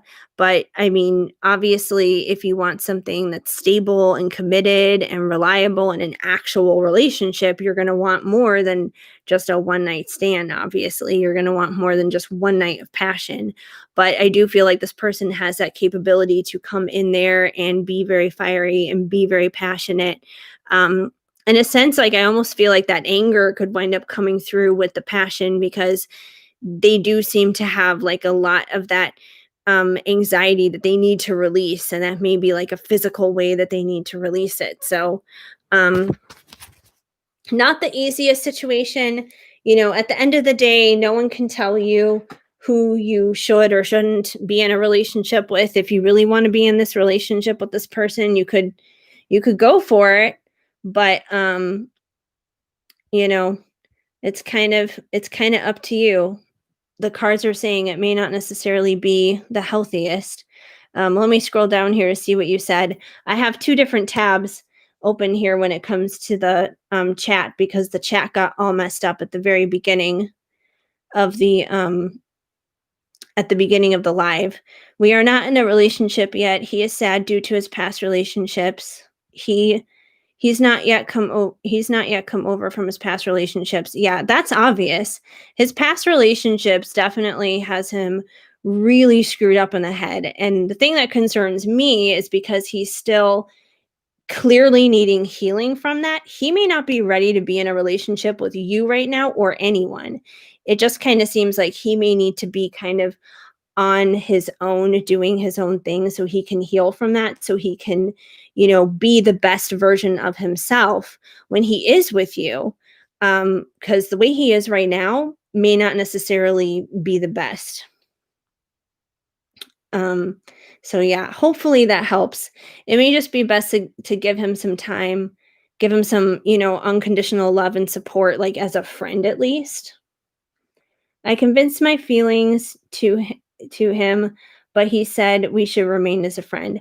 I kind of have to agree, honestly. I feel like you guys should probably just be friends for right now, because I feel like if you guys were in a romantic relationship, it would probably not be the healthiest thing, and it would wind up hurting both of you guys in the long run. That doesn't mean that it can't ever happen in the future, but at least for where you guys are at right now, it's probably best to just be his friend and be supportive and help him through his healing process.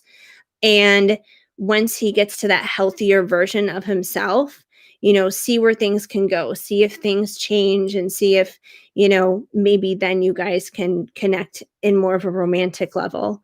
But it's definitely worth being his friend and being supportive in the meantime. That's for sure.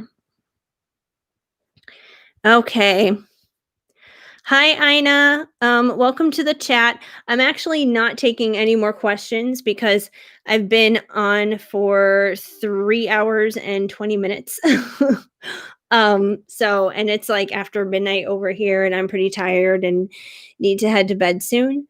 But welcome to the chat. I am going live tomorrow on Instagram at 9 p.m. Central Standard Time. So if you do have a question, you're welcome to head over there tomorrow. Okay. And you're very welcome, Sanaya. I'm glad that helped. Now, let me go back up to Angel. I'm going to get your question, and then Jenna, and then I am off of here for tonight. Okay. So, Angel. All right. Her feelings for you and what happens if you tell her that you like her. Okay. Let me see. I'm going to go with some Crystal Unicorn Tarot here for Angel. And let's see what we got here. How is she feeling about you, and what will her reaction be if you tell her that you like her? Let's see what comes through.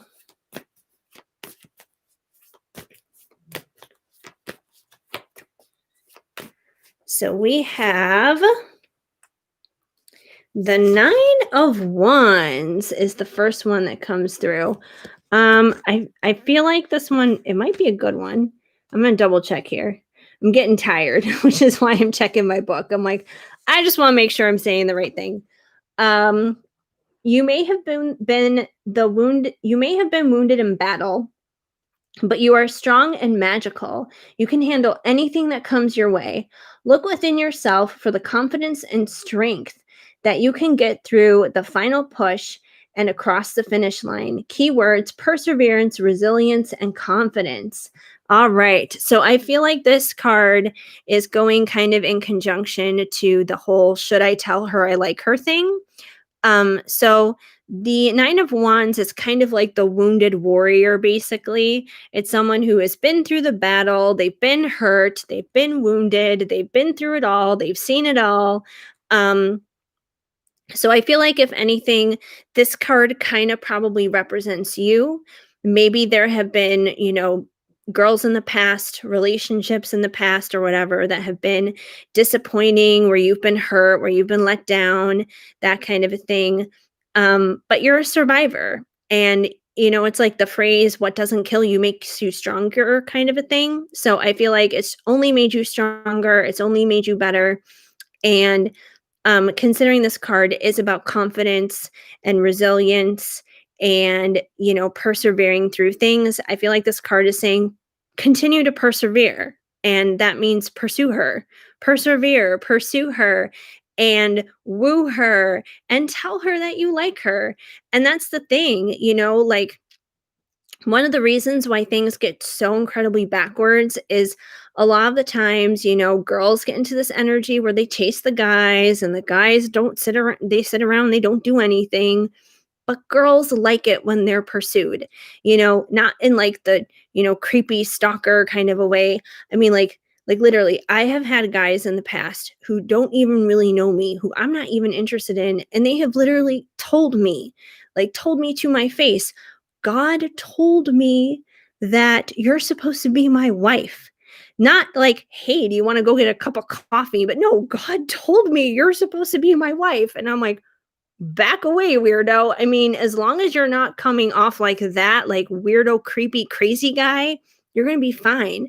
Just be chill, just speak your heart, speak your truth, obviously, but, just don't be creepy and weird about it. But you can still be honest with her and say, hey, I think you're cute. I kind of like you. Would you like to hang out? Would you like to, go get a bite to eat, or whatever it is that you can do during like this COVID stuff. I mean, I know there's that kind of going on too, but just take it one step at a time. But I feel like don't let those past hurts and those past letdowns and past insecurities and problems that have happened before, don't let that stop you, and don't let that prevent you from, letting her know that you like her, that you care, like she'll appreciate that. If anything, she'll feel wanted, she'll feel desired, she'll probably feel flattered. It'll probably make her feel good. But let me see what else comes through. The Two of Cups. That's a good sign right there. The Two of Cups is about partnership. It's about the coming together of two different parties. And, I basically see that as you and her. It's like there you guys are and like your little coffee date or whatever. So, yeah, I do believe that she will be receptive. You got to take that step forward. You got to take, some courage there, and, take that step forward and say, hey, I like you. Would you like to go out? Would you like to do something? But I feel like her reaction is going to be positive if you do that. Let's see what else comes through. What else is going on here? How is she feeling towards him? Should he tell her that he likes her? Although it seems like it's definitely a yes here. We've got the Four of Cups. Now, the Four of Cups to me is like a stubborn card. I automatically think of someone being stubborn here. So, we basically have 3 cups down here. And as you can tell, this unicorn is super fixated on these 3 cups. And then the 4th one up here, it's like it's being offered to it. And the unicorn is completely ignoring it. It's just being stubborn, and it's focused on the other 3, and it knows that that 4th one is right there in its face. It can't miss it, but it's not like interacting with it. It's not accepting it. So I feel like that may be kind of you right now, where it's like you have this opportunity that's being presented to you with this 4th cup to step forward and to present your cup of emotions towards her. But you may be a little stubborn right now, and you may be too focused on these other 3, which may have been those past disappointments and those past setbacks, maybe with other relationships and stuff. You may be way too focused on what went wrong, and you're like, I don't know if I want to take the opportunity to do that. Like, I may be a little too scared to do that, but you got to stop being stubborn, and you got to step up and do it. She may be sitting there thinking about you going, gosh, I wish Angel would talk to me. I wish, he'd say something to me. And you're not. You're just big fat not. So, it's time that you do. It's time that you step it up. And my dog is almost laying down on my cards on the other side of the bed. He's like, Mom, when are we going to bed? He also has to go potty too. So I need to do that. I need to take him outside, let him go pee. And we have the Three of Pentacles. And the Three of Pentacles is about building. It's about creating something together. So I feel like this is the potential that you guys have together. You have this potential as the Two of Cups as this pairing here, basically, to come together and build something and create like an amazing, awesome relationship between one another. So you have that opportunity. You just have to get out there and seize it, basically, you know? So, I understand it can be scary, but one of the best pieces of advice that I could possibly give you, something that I live by myself, which is one of my own personal mantras: do it afraid. Because you know what? You may never stop being afraid, but that doesn't mean you shouldn't do it. It's not called courage for no reason. If everything was easy, then we would just do stuff and we would never have courage. Courage is there for a reason. It's because you're doing something and you're doing it afraid. But that's okay. You can totally do it. I'm not making any moves. Maybe I'm that unicorn because she makes me nervous for some reason. That's okay. That's okay if she makes you nervous. That just means that she's worth it. Like, if she didn't make you nervous, I would be worried because, then it's like she wouldn't be giving you the butterflies and she wouldn't be giving you the feelings. So, um, yeah, like, definitely just go for it. The nerves are a good thing. It keeps you on your toes, that's for sure. So, just step out and find out. I promise you it's going to be okay. So, definitely give it a shot. All right. Yeah, I consider I'm confident, but then I'm there and I freeze. That's understandable. I mean, like, it's like in that moment, it's like you kind of like lose the words, like, der." Maybe, I don't know, maybe kind of like practice a little bit before you see her or something. But you'll figure it out. You have that confidence. Like, you're confident. You said it yourself. I consider myself confident. So yeah, yeah. You definitely got it. So you can do it. All right, Jenna. Jenna. I know you've been waiting very, very patiently, which I appreciate. So let me scroll through your commentary here really quick and I will grab your question because I feel like you answered or you asked like over and over again or something like that. Let me just double check here. Okay. All right. So I think yeah, your message was retracted. So you must have like changed your question, which is fine. I'm just scrolling through and double checking. Oh, yeah, the crystal unicorn cards, are those the ones that you were talking about that are cute? Those are really cute. I got those off of Etsy. I like having cute tarot cards because I feel like there are so many tarot cards out there that look scary, and I would go with, you know, cute over scary. But and for December, yes, I am going live every week on YouTube. I've been doing these every Saturday night at 9 p.m. Central Standard Time, all through December. So the last one for December is going to be next week on the 26th, the day after Christmas.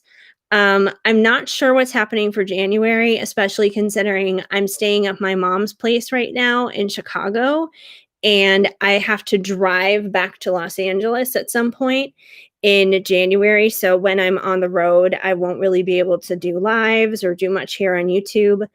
Um, so I'm just kind of like testing this out right now. This month has been just me kind of testing going live. But as long as these go well and you guys enjoy them and it's bringing in, new subscribers and that kind of stuff, like, I'll keep doing this for sure.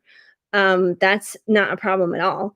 But I've been going live every Saturday here on YouTube at 9 p.m. Central Standard Time, every Thursday on Instagram, 9 p.m. Central Standard Time, and every Tuesday on TikTok at 9 p.m. Central Standard Time. So if you guys connect with me on TikTok and Instagram as well, you could have an opportunity to get questions answered by me on those lives 3 times a week, not just here once a week. If you want to do just once a week, like, that's totally fine, but you are more than welcome and invited to join me on those other platforms as well. But tomorrow night, I'm doing a special one over on Instagram at 9 p.m. Central Standard Time. So 9 p.m. Sunday night, tomorrow night, I'm going to be over there because I didn't go live there this past Thursday, like 2 days ago. I didn't go live. So it's like a reschedule of what I was supposed to be doing. So that's kind of the rundown on the lives. I feel like all the live information and private reading information and all that kind of stuff on my social networks, all the places you guys can connect with me at, that should all be in the description. So just so you know, heads up. So that's what's going on there. But yay, I'm so excited that you came on out here. Jenna, I really appreciate it. Okay, so we're going through Angel's little thing. Okay, so finally your question. And welcome, Emily, Jenna's friend. And thank you. I'm so glad that you subscribed. Welcome to the fam. So yeah, definitely come on by next live because I am pooped, you guys. I'm going to go ahead and answer Jenna's question, and then I'm taking my dog outside to go potty, and then I am crashing and going to bed. Okay, so Jenna, let's see here. Yes, I do. I can show them to you really quick before I do your reading. Come here. Come here, Shadow. Oh, come here, baby. Here he comes. Here he comes. This is Shadow. I totally just woke him up from sleeping just to show him to you.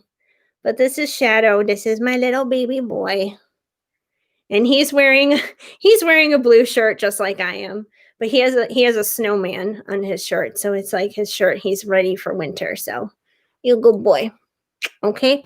I'll let you go back to sleep until we go potties, okay? Okay. So, yeah, that's Shadow. Yeah, he needs a sweater because he's a Chihuahua, so he gets really, really cold in this weather. He's used to Southern California weather. Okay, yeah, now he's going to nest on the bed, which is fun. Okay. So what are Caleb's current feelings for you and future actions towards you? He's a Libra and you're a Virgo. Well, I'm a Libra too, so automatically this Caleb guy must be pretty cool. So, all right. I had to move my cards out of the way because my now Shadow is like digging into my cards. Apparently, he wants to shuffle for me. Would you settle, please, and not lay down on them? Thank you. Oh my gosh, he's crazy. Okay. I'm just moving some cards around here. I got cards everywhere. I have such a massive cleanup job to go through of cards. Like, where are they? All righty. Yeah, he does. He totally gets cold. He's like the cutest thing ever. When I go to sleep at night, he crawls underneath the covers and like lays like right in front of my stomach every single night. So, all right, let's see about Caleb here. Let's see about how he's feeling. I'm going to do that first. How does Caleb feel about Jenna? How is he feeling about her? And are there any future actions coming her way when it comes to Caleb? Let's see what we got here.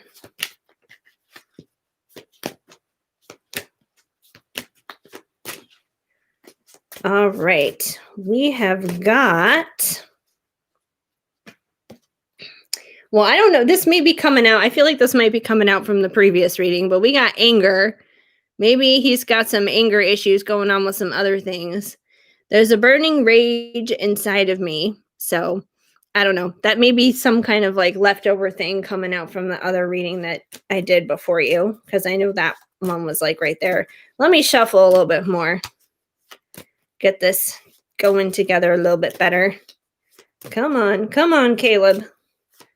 Give us some good energy. I feel like I'm rolling the dice here or something at Vegas, and I'm like, come on. Give me something good here. Give me something good in the gambling. I don't know. But all right, let's see. Let's see what Caleb's got for us. How's he feeling for you? How does he feel towards you? Oh man, he's a little sad too. Okay, this one's different from the other one that came out, but he's still feeling sad. Depressed. Nothing matters anymore. I give up. So he's feeling a little sad. He's feeling a little depressed, unfortunately. Um, I don't know exactly where he's at or what's going on in his head. I don't feel like he feels depressed about you. I feel like it may be more like his life and like maybe his surrounding circumstances. It is 2020. I mean, we're all feeling pretty sad during 2020, so that could be possible too. But let me see what else is going on. I mean, if he's feeling sad, if he's feeling depressed, typically he's probably not going to want to come forward towards you, not because of you, but because of himself. But let me see what else I get here. We have courage. I think I can fix this. So even though he is depressed, he does have courage. He does have some kind of strength in there where he could come forward. So that's a good thing. He could possibly come towards your way. So I feel like he's trying to find that. He's trying to find his courage, even in the middle of his own mess of what he may be dealing with personally. Let's see what else we got here.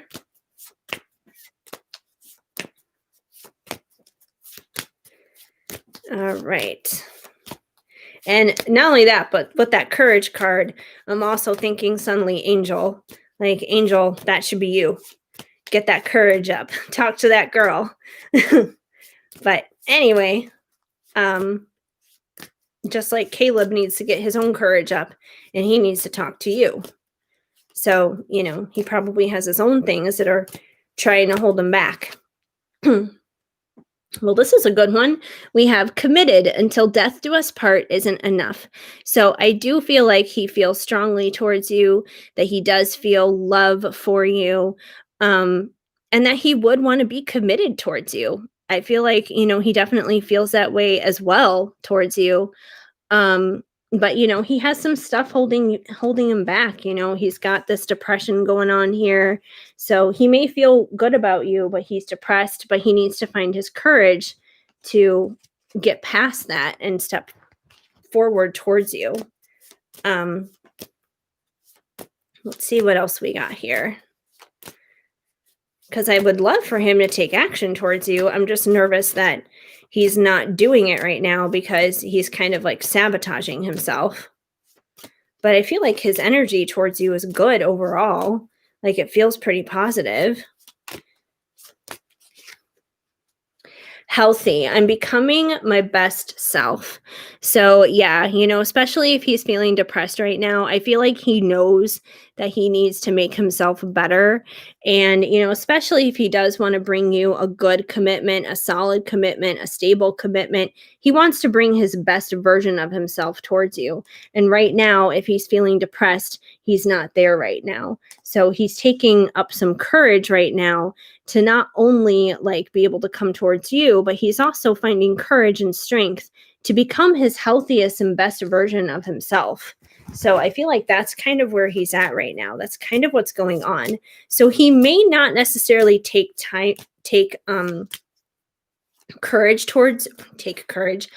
Like I said, I'm getting tired. He may not necessarily take action towards you like right now in this moment, but I feel like he will once he does a little bit more of that work on himself, which I feel like he's very aware of he needs to do. And, he's probably working on it right now, or he's about to work on it. And we have warmth.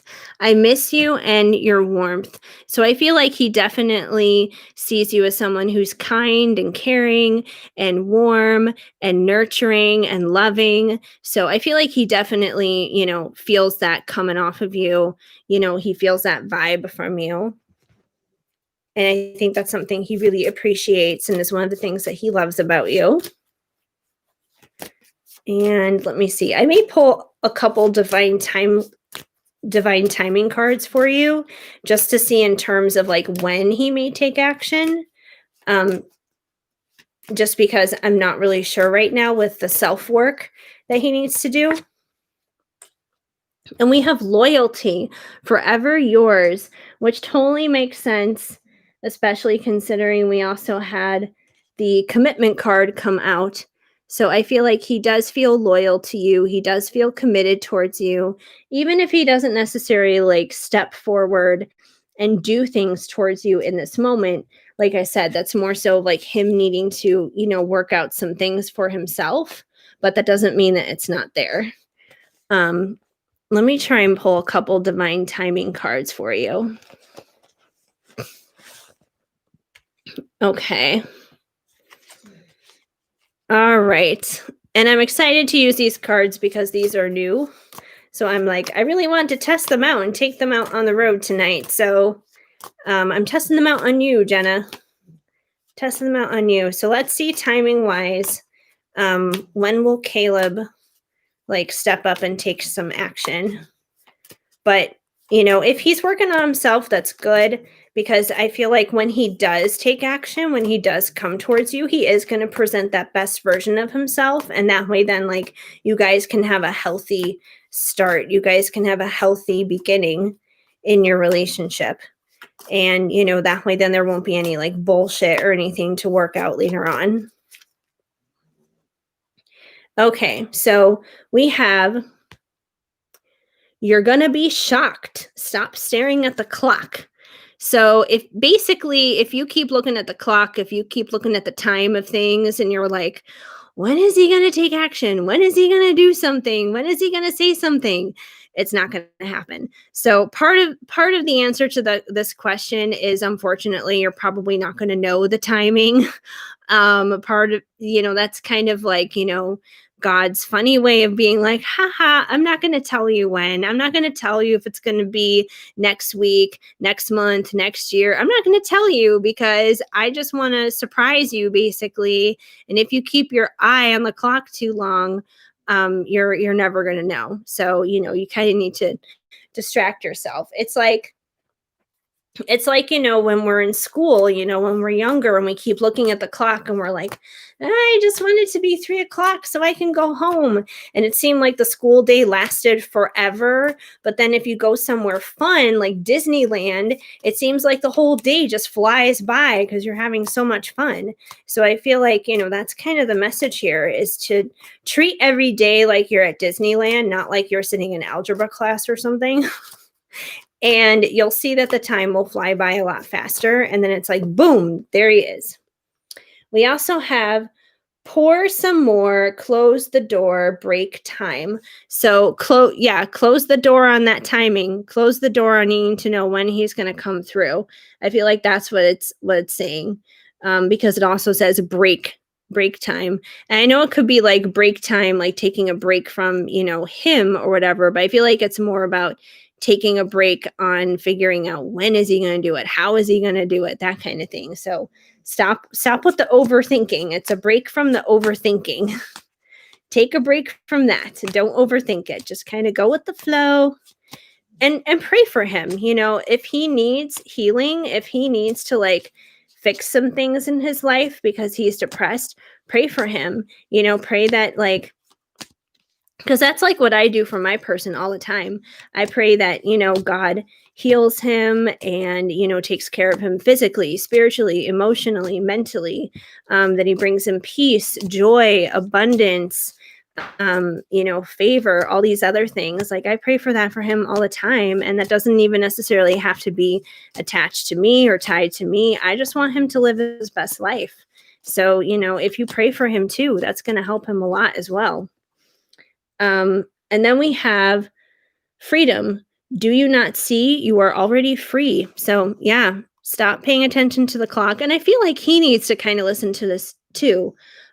Freedom, do you not see you are already free? So I feel like he needs to realize that he is free of whatever it is that's even like holding him back, whatever it is that's depressing him, whatever it is that's making him feel bad. I feel like he needs to kind of like let go of that too. So I feel like that's something maybe you guys both need to do. So there may be a few areas where even you yourself may need to heal a little bit in when it comes to him. But let me click back over here and see see what you said because like I said, I have the chat in like a different window over here because the chat got all screwy at the beginning of this thing. Okay. Let me scroll back up here. Uh, uh, uh. Oh, okay. He's your ex-boyfriend. I get it. I totally get it. Just, take it as new start, like a, reuniting. I wonder if he's angry I ignored him for over a month, but like his last text was telling me he didn't want to see me for a while. That could be possible. I mean, that could be a reason why the anger card came through. I was just concerned that maybe it was like something left over that was coming out from the other reading. But I mean, if that resonates and you can see a way that that connects, that totally makes sense. Um, but yeah, you're both sad. You broke up in October. It's been rough. Yeah, it's still pretty fresh then. I mean, October was only 2 months ago. So, um, he's probably depressed, his financial situation is not the best. Yeah, and that can be really difficult, especially for, like, the dude on, like, the guy's end of things. If their finances aren't doing that great, they're not gonna feel like they can be the best, like, bringing the best version of themselves to you, basically, because that doesn't make men like shallow or superficial or anything like that. But they want to be a strong provider, is what it comes down to. And, he probably wants to be a good provider to you. And if he can't really do that right now, um, that's going to be an issue. And that's why you broke up. So yeah, I get that. In my situation, my person has some financial stuff going on too. Hi, cat in the box. Um, welcome to welcome to the chat. um, anyway, I'm not doing any more questions, but you're welcome to stop on by for the other lives I have going on. Let's see. Um, I texted him, "How are you?" He still hasn't reached out. Oh, yeah, I understand. I've been there. The tarot, yes, the tarot community is small. It's kind of crazy. It gets smaller and smaller the more you dive into it. Um, yeah, he's a coward. I get it. I totally get it. I've been waiting like 2 weeks now for my person to text me back. But he's always been horrible at texting. Like even on good terms, he's bad at texting. Um, but yeah, he never felt like he was good for me. Yeah, then he definitely has some self-worth stuff he needs to work out on. Um, He hasn't talked to me since October. It's been 11 weeks since we broke up, 9 weeks since we last talked. Yeah, I get it. Are you guys, like, connected on social media or anything? Like, nobody's blocked or anything. Like, I mean, that's the important thing as long as you guys aren't blocked or anything. Um, he still has all of my stuff. We'll talk eventually. Well, good. If he still has all your stuff, then you do kinda have him on the hook for something there. Like, eventually, he would have to talk to you. Um Yeah, and everyone's mental health has been totally out of whack because of this year, so it's understandable if he needs to work on that. Um, yeah, divine timing for sure. Um, I'm just reading through and feeling sleepy. Oh, yes. Testing, testing, testing for sure.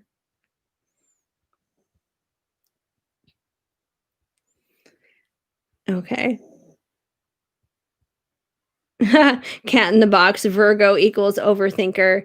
I think that's a Libra thing too because I'm a Libra and God knows I overthink all the freaking time, you guys. It's not even funny.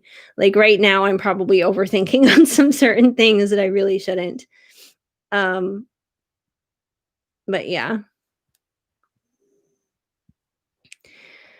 Hi, Jakea, Lexus. I'm not actually doing any more readings here tonight. I'm about to get off in just a few minutes because I've been on for almost 4 hours and it's almost 1 o'clock in the morning where I'm at.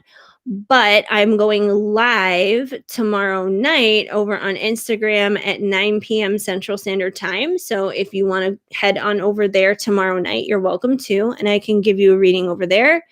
And not only that, but I'm also doing lives, um, on Instagram, TikTok, here on YouTube. Just check everything out in the description box. So, um, oh, you guys are so young, only 22. Yeah, you guys have so much time on your side. It's not even funny, but you will definitely work it out.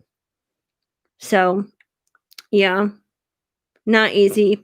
Anyways, I really appreciate you guys coming on out. I'm going to wrap it up here for now because it's been a long night. I will bring Shadow out one more time so he can say good night too. Here he is. Here's Shadow. Good night. Good night, everybody. I'll do a tarot reading for you guys too at some point. I'm a little assistant. He's like, Mom, can we go to bed? Oh, my little boy. So cute. Okay, you guys. Thank you guys for coming on out. I will be here if you're not going over to Instagram or TikTok at some point later this week. I will be back next Saturday, December 26th, 9 p.m. Central Standard Time, right here for another live. Otherwise, I will see you on Instagram tomorrow night and on TikTok on Tuesday. So that's basically that. But I hope you guys have a really good night. Thank you all for coming on out. I'm going to wrap it up here, but mwah, love you all. Thank you for the likes and the subs and the comments and all that kind of stuff. Feel free to share. And I appreciate you all. See you later.